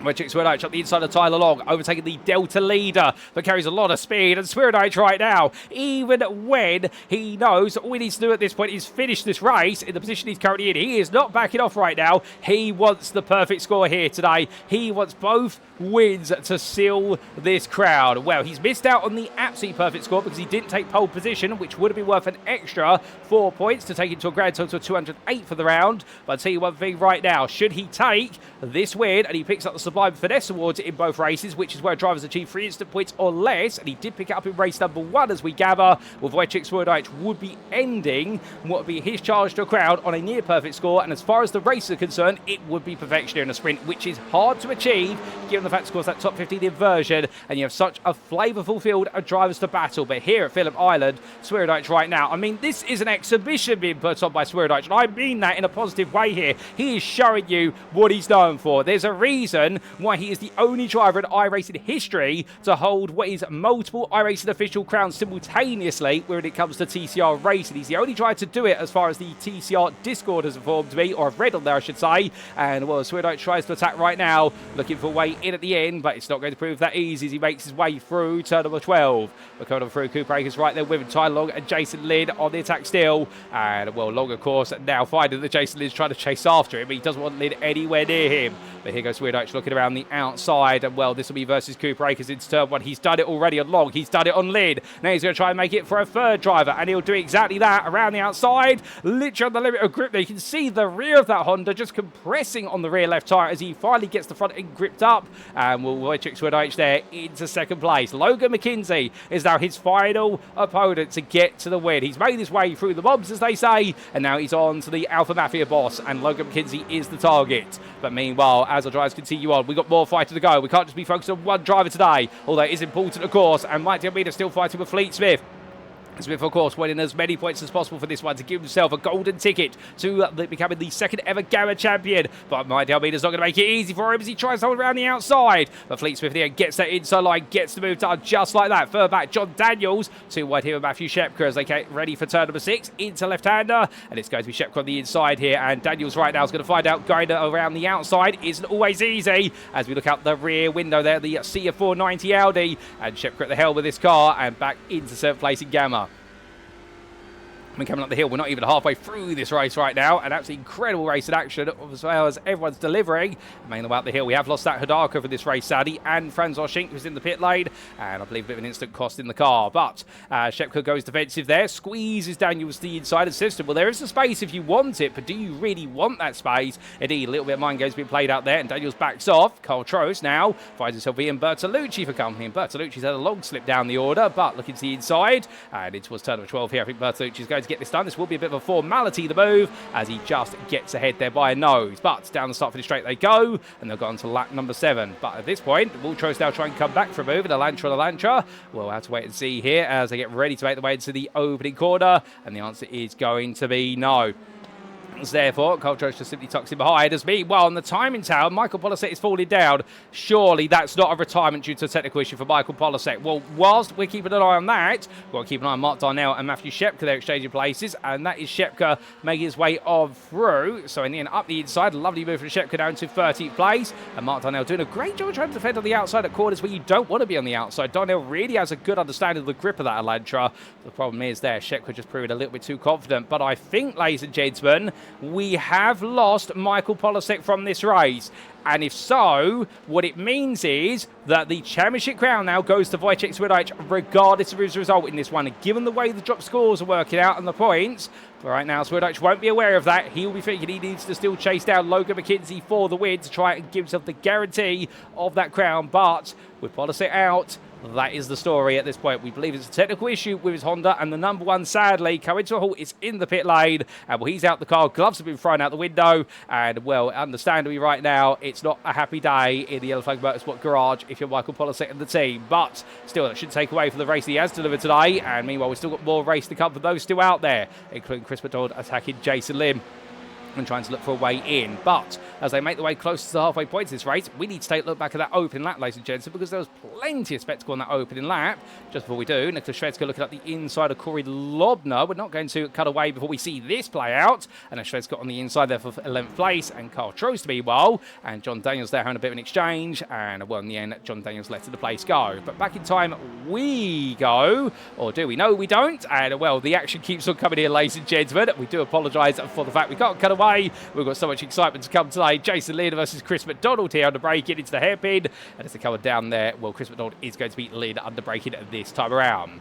And behind, Major Monster Ice still fighting there. So right now, they don't want us to cut away. And well, we're going to oblige them by staying with the racing as they make their way onwards. We'll bring our clock back up on screen as well. And we'll see right now, Major Monster Ice and Fleet Smith together. Smith getting back on the inside here. And DJ only look away from it. And suddenly all the fighting erupts in the ATC. But that's why we're going so strong after 5 years. And right now, Smith may as well through there. Lovely move from Fleet Smith. And up into third place in Gamma right now, into 8th. And well, Chris McDonald's the driver he really needs to beat here today if he wants to give himself the biggest comfort gap going into the season finale. Might be on me there, tries to make a cheeky peek on the inside of what will be the T0 racing at Summit car for Yellow Flag Motorsport in his Honda. Doesn't quite work out there. Major Monster I saw it coming and said, and what are you going to do when you put your nose in there? And Mike Almeida very quickly and rather shyfully pulled his nose out of that braking zone, as otherwise I think both of them there would have been going off the road. And it wouldn't have been a very happy Major Monster Ice in the Stewart Tour, I can tell you that. But coming out the corner here we go. Mighty Almeida, look at the run he's got off the corner. And Major Monster Ice goes wide. And at that point there, that Honda's just got so much more front end on it compared to Monster Ice's Elantra.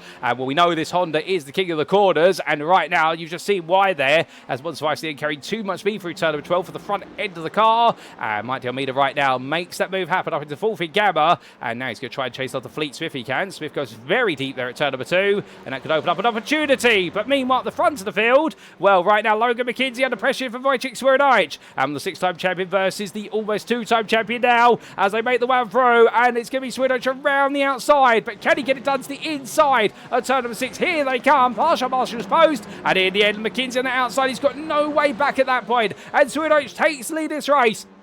11 minutes to go, and right now Swirydowicz cooking up a perfect set of race scores today. And well, the Sublime Finesse also added in there based on the fact he hasn't got any instant points in his name so far. And Logan McKenzie there put up a fight, but Wojciech Swirydowicz in the end made sure that fight didn't last for anywhere near as long as what McKenzie was hoping for. But still, this could be a double podium overall for the Pennzoil Super Touring team as Cooper Akers right now, Gamma leader, still trying to hold off Chris McDonald, and that's also for the Gamma win. But that is bringing Tyler Long through it now originally. Jason Lynn all into the mix, and Fleet Smith 3.3 seconds back, and Smith is charging after this group right now. He is not done, Smith. You'll see him there in the rear of the picture. There he is as he comes on through the corner, and the B4D driver right now bringing Mike Almeida with him. We could have a freeway fight for the Gamma win in this one. It all comes down to how much fighting Akers and McDonald's put on in the remainder of this race. But as we do see Chris McDonald looking to the outside, and in fact, we're not going to be getting any replays, ladies and gents, but the action is way too hot and intense here. We're going to stay with this, and I'm sure you won't mind. All right, now as they make the way through, Akers defended there. McDonald looking around the outside. I always keep saying the burger chain name there. Apologies, Chris. I think my brain's getting away from it. It's a bit hot here in the commentary, but if we are pushing at this time,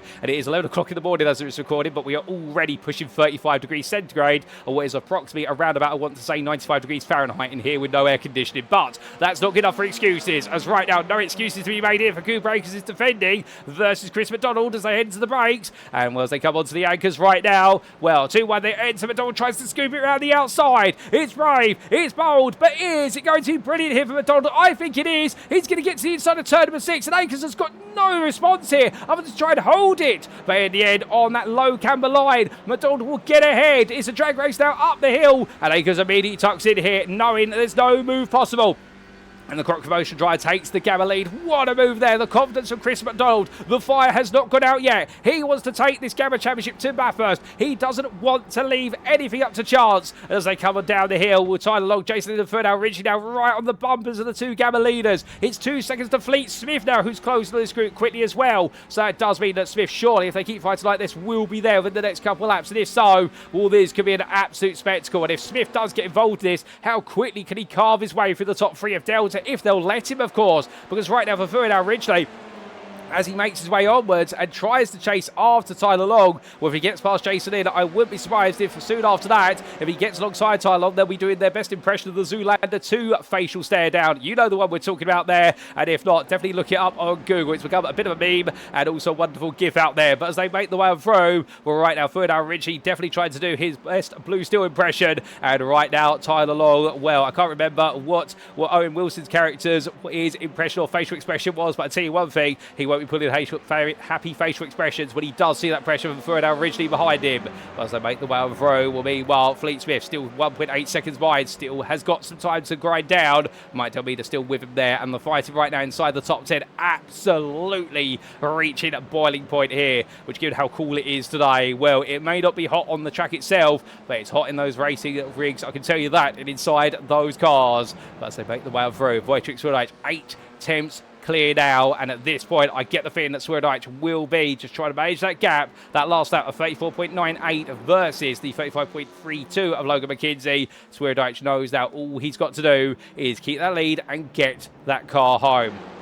Now here comes our Ridgely looking for the move. And right now this is a second in Delta for 6th overall. Looks on the inside. He's going to take the risk. He's going to try and put his nose in. But now Lynn going defensive here. The battle of the 2 Audi Gen 2s as they come through turn number 11. It's going to be Lynn there holding his line. Now Ridgely does back off. The SRG driver looking all the way around the outside here. But is this going to be a cutback at last moment? Yes, it is. Trying to get that momentum in the run down towards turn number 1. And as they power their way onwards, we look back on board once again, looking down over the front of the 119. And the American looks one way, then the other. And right now, this is all part of the mind games here, and getting to the inside at this point. Into the braking zone they go. Does he go all in for the move? He does. And will he get it done? Well, Lynn's not going to back off here, but that outside line, he's got to be brave, and he doesn't have the left-hand side grip of the car. And now Ridgely will take the second place in Delta. Tyler Long has a 1.1 second gap, but he runs wide there, trying to pass Cooper Akers. And for Tyler Long, as he runs to the grass, this is going to have big implications in the Delta Championship. And Ridgely now leads the Deltas once again up into 5th place. Can he make it back to 5th places? And that's going to put Long down to 9th place. He rejoins behind Smith, behind De Almeida, and suddenly Fleet Smith is there in amongst all the Deltas, and De Almeida as well.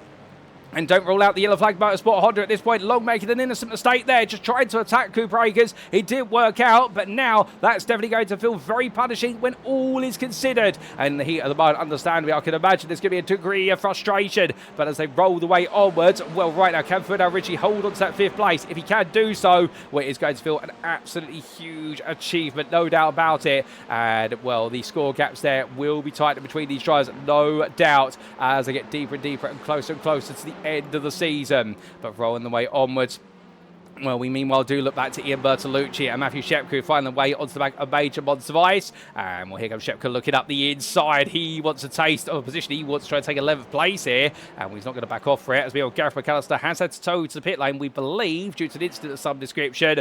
And unfortunately there for you, Mountain Motorsport driver, it's not been a happy showing on his home soil for the first 2 of our 3 rounds on the Australian countryside. But meanwhile, as we do see Matthew Shepka looking up the inside there of Major Monster Vice, a very smooth move there, gets that done just like that, and heading down the straight. Well, the Audi right now tries to outpower the 2 Hyundai Elantras, and there is Bertolucci on the inside. Monster Vice, as much as he'd like to look forward, now he's got to look to his right, and in the end, up the inside goes Bertolucci.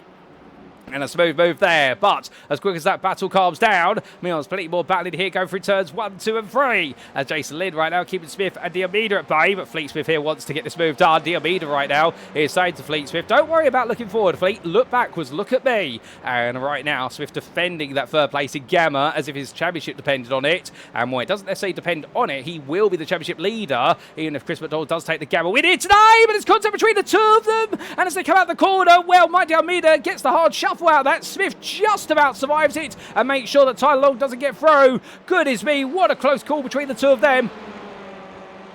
And I get the feeling that Mighty Almeida will feel as though he was slightly squeezed off the road there and being run off the road. He tried to make his way back onto the road, contact with Fleet Smith, and well, Smith in the end almost being turned across the front of Diomedia's Honda, but they managed to both survive that. A whip its way as the Diomeda lifted off the throttle as quickly as he could, and Smith in the end just kept the throttle pinned there. Of course, front engine, front wheel drive. What you have to do in these cars when the rear starts to let go, you've got to put your foot all the way to the floor. It forces understeer back into the car, and it causes the rear to settle back down. It's the opposite of most other cars. When the rear starts to let go, you gently start lifting off the throttle, and you just slightly counter steer where possible if you feel confident, but otherwise get off the throttle and let the pendulum at the back of the car calm down. Well, here you power the pendulum forward, but as they make the way onwards, well, right now Fleet Smith here definitely will be thinking to himself one thing and one thing only, which is can he power his way forward to get back ahead of Jason Lynn and potentially Fuad Ritchie, who are a second up the road with all the time that's remaining. Well, here comes Dan McFarlane looking for a move on John Daniels, going to sweep to the inside here to turn 1. Very little between the two of them as they come down, and there's McFarlane on the inside.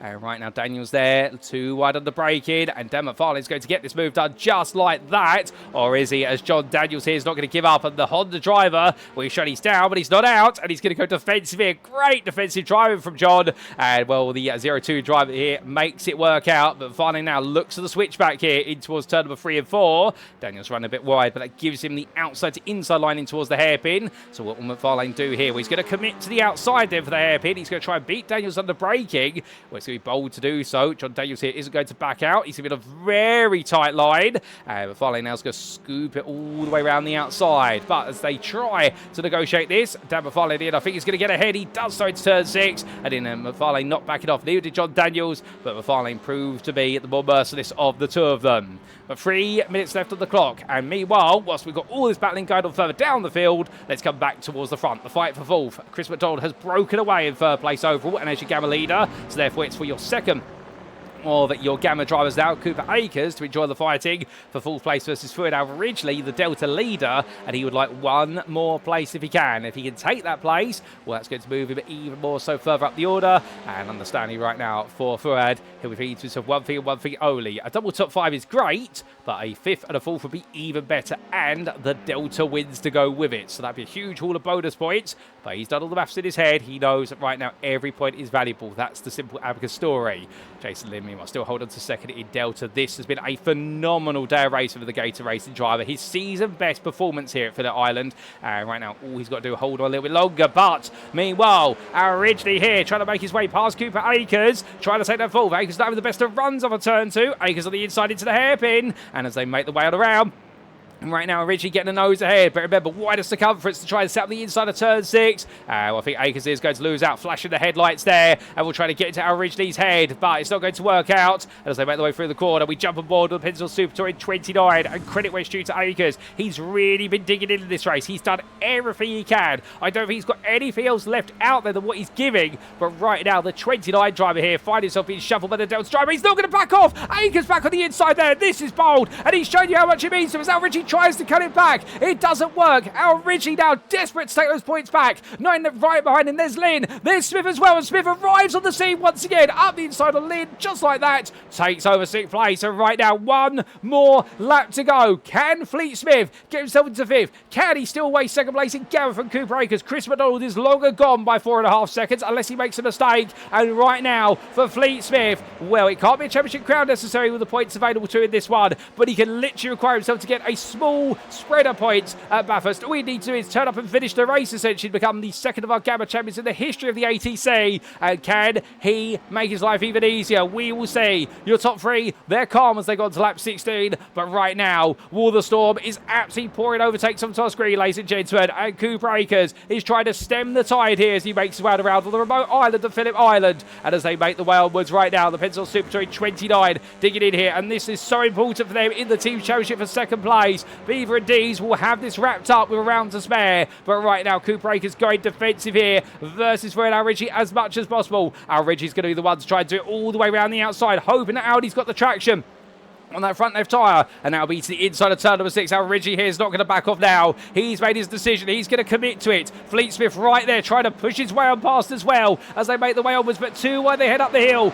Akers versus Al Ridgey. It's going to be literally about now who's going to be the bravest of the breakers and who's going to be the cleverest of the cornerers as they head all the way up the hill. It's a little touch. I think there's a bit of contact there, and it sends Cooper Akers wide. Oh, Akers onto the gravel. I'm not 100% certain on that. The angle would say there was a bit of contact. Al Ridgey has the power on. There's no way he can back off as it's going pandemonium head down the hill. Mike Almeida charges in, but meanwhile, ladies and gentlemen, give it up for this man. In 2023 he took his first crown, and with a win here today, Swirydowicz becomes a two-time provisional champion in the ATC. Logan McKenzie comes on through in second place, and then it will be Chris McDonald who comes through to a deserved Gamma win and third on the podium. For now, Ridgely, he will level things as best he can with fourth place and Delta victory there. What a drive from him ahead of Fleet Smith, who finishes second in Gamma. Not quite the crown, but he's almost there in Gamma. And then Jason Lynn comes over second in Delta ahead of Mike Almeida, with Tyler Long completed the Delta podium behind the completionist of the Gamma podium.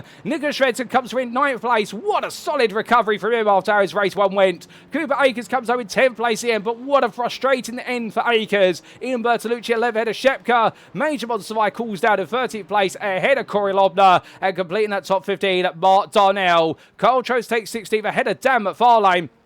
And John Daniels will be your last finisher of this race, ladies and gentlemen. We did lose Gareth McAllister along the way, as we did Michael Polasek, Zach Hodako and Francois Schick. But what an end to the race, no doubt about it, and a dramatic end. But to be fair, well, we need to take a look back at what happened right at the end there in that fight for 4th through to 10th place, because there was a lot of stories compacted in that, and we had to cut away, understandably, to see our race winner, Wojciech Swirydowicz. But let's go back in time briefly, ladies and gentlemen, just before we go to the race results, and regale you with what was an absolutely epic ending, no doubt about it.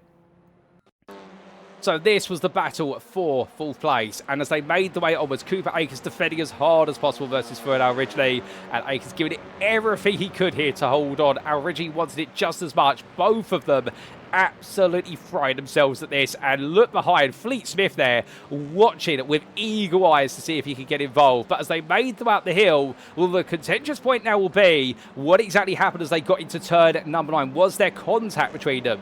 Akers got the power down there, and as he made his way onwards, we now look from the rear of his Honda. He's still got Al Ridgely side by side with him at the moment, but as they then made the way up the hill, you're going to see Al Ridgely now falls backwards a little bit. Let's listen.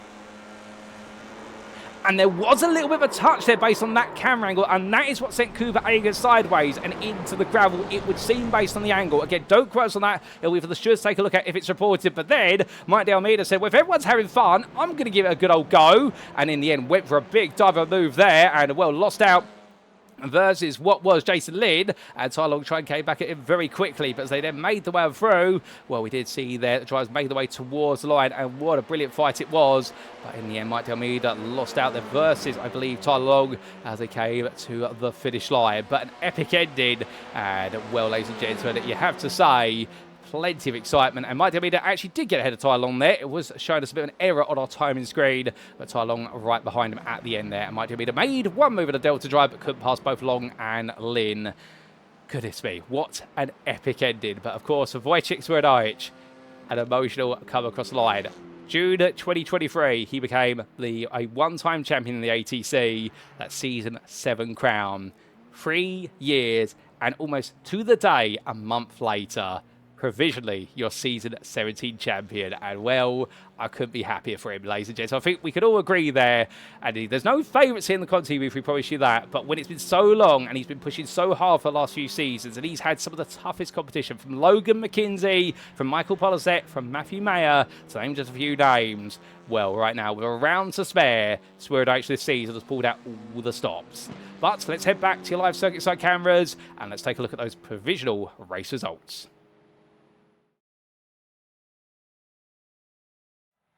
And indeed, as we look to the city view and the sun sets here at Phillip Island, what a scenescape that is, ladies and gentlemen. Let's take a look at those results, subject to any Stewart's inquiries, and here they are. And after an absolutely epic 25 minutes of racing to complete our final sprint race round of the season and our time here at the Phillip Island Grand Prix circuit for round 11 of 12 in the Hour Touring Challenge Season 17, brought to you on iRacing and powered by Syncmesh and Glass and Steel Photography and Design. Well, there'll always be a question mark of what could it have been if Michael Polasek had not had the mid-race technical retirement with the car. But Wojciech Swirydowicz definitely showed us at the start he wanted the crown here today. He wanted to end it before Bathurst, and he wanted it by taking a perfect score as far as the races were concerned, as Swirydowicz doing so for Beaver and Dees by 3 seconds ahead of Logan McKenzie. The Pennzoil Super Touring tried put up a defensive wall, but Swirydowicz very quickly overrun that wall, and well, in the end, it was the difference between the two of them. 5.3 seconds further behind, Chris McDonald. What a gamma win for him, and a trip to the overall podium. A huge result for the Crop Promotions driver, and he'll be absolutely pleased with that, no doubt about it. And in terms of his history for Chris McDonald, we're just going to double check this in terms of, is it his best overall result? And the answer to that is yes, it is. Chris McDonald beats his previous best result of his career, which was an overall 5th place at St. Petersburg earlier on this season. And we're here today taking a 3rd place overall. He's going to be absolutely ecstatic to be on that overall podium, no question about it. Third hour originally as well, the SRG driver absolutely giving it everything to make it back-to-back Delta wins, and well, understand as well, back-to-back overall top 5s, and well, he now takes his best ever result overall with that 4th place there, beating his 5th place from race number 1 today, and also, of course, dating all the way back to season 11, where he did bring on home, what was that, 5th place at Sandown in round number 10 of the championship.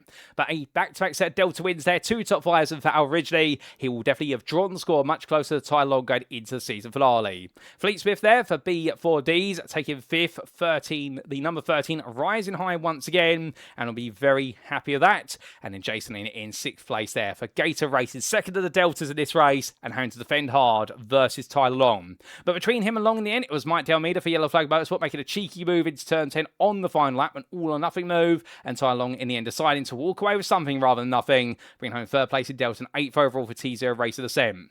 Nicholas Shvedska, 9th place there for Shvedska Racing, and well, the 250 driver ahead of Cooper Akers, who with that contact, of course, with Third Average in the battle for 4th, where we're too pleased about that. And, well, there'll be some questions to be answered with that after the racing, I'm sure. But the Pennzoil Super Touring driver 9 as well. He gave it everything to try and finish in 4th place, and it didn't work out. For Pennzoil Super Touring, some critical points lost, but still the team looking good for that 2nd place in the Teams Championship as they make the way to Bathurst. In 11th, best of the rest, it was Ian Bertolucci for Sim Racing Grid. He enjoyed a good scrap with Matthew Shepka, breaking away in the end from the senior driver, and Major Monster Vice taking home 13th place for T0 Racing Summit at 5 seconds by him. He held off Corey Lobner, the privateer finishing 4th in Delta there. Great work from him ahead of Mark Darnell, who completed the Delta top 5 in 15th. And behind the Gator Racing driver, it was Carl Trost for T0 Racing Ascent, with Dan McFarlane and John Daniels completing those who finished the race. Sadly, along the way, we did lose Gareth McAllister, as we did lose Michael Polasek, and also much earlier on, we did lose Zach Hodako, Franz Washing, and it was a non-start for Micah Hendricks. What it does mean now, with Zach Hodako retiring from this race, and sadly we didn't get the replay footage of what happened. There was so much going on the circuit. Well, for Zach Hodako, it means he is now out of contention for the Delta Crown, and we do have our 2 contenders for the Delta title of what is Tyler Long and Third Al Ridgely. Now, also keeping in mind, with the results achieved today by Wojciech Swirydowicz for Beaver and Dees, well, they will have now wrapped up the title as they needed 152 points or more in this round. So provisionally, they have taken the Teams Championship, and congratulations to them. And indeed, they have broken the hold that has been held on the Teams Championship for the last few seasons. And that's been by none other than, of course, what has been the team of, I do believe, I want to say Yellow Flag Motorsport. And we just double check that to make sure. The Yellow Flag Motorsport, who became 7-time champions last season with 3 titles in a row. They were pushed every step of the way by Pensacola Super Touring. But provisionally, we now believe Beaver and Dees have taken what is their first ever team's championship crown. And if so, double check that. And indeed, we can confirm they have, although to be fair, they have taken a team's championship all the way back in season 5 under the title Beaver Buzz. So therefore, imagine the fact there is a slightly different team that have taken it. So we're going to call it their first one, but they've taken it provisionally, subject to all the points being recounted. But what a race here today, ladies and gentlemen. The good news is the season is not over yet. We've got one more round to come, and our next round, of course, being our final round of the season, it will be in New South Wales. It will be at the Bathurst circuit, also known in full as Mount Panorama. But with that, as we let the sun set here at Phillip Island, and indeed a picturesque view, which we always hate to say goodbye to, well, it is time for us to wrap up.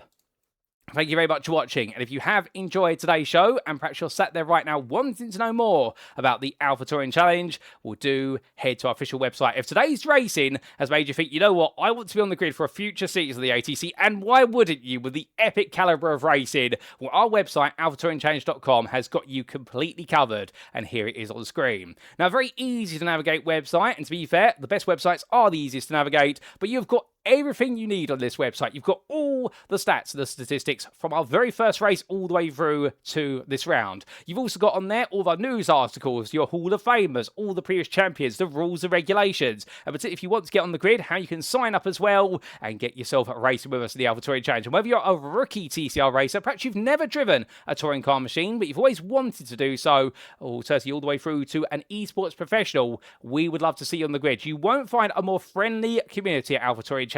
Indeed, if you are brand new, do not be shy about getting on the grid and ask questions in the official Discord, the beating heart of the community, because you'll have plenty of individuals who will definitely want to help you out there and get you on your way. Just make sure that you don't put any spam in the Alpha Touring Challenge Discord, because otherwise you may be consigned to the history books as one of those individuals who's donated us another MacBook to the Alpha Touring Challenge. But, of course, that's a running joke there with regards to all the spam bots that do come through and seem to be a blight on Discords and communities at the moment, not just here at the ATC. But I'll tell you one thing, you're not blighted by brilliant racing here, and we'd love to see you join the grid.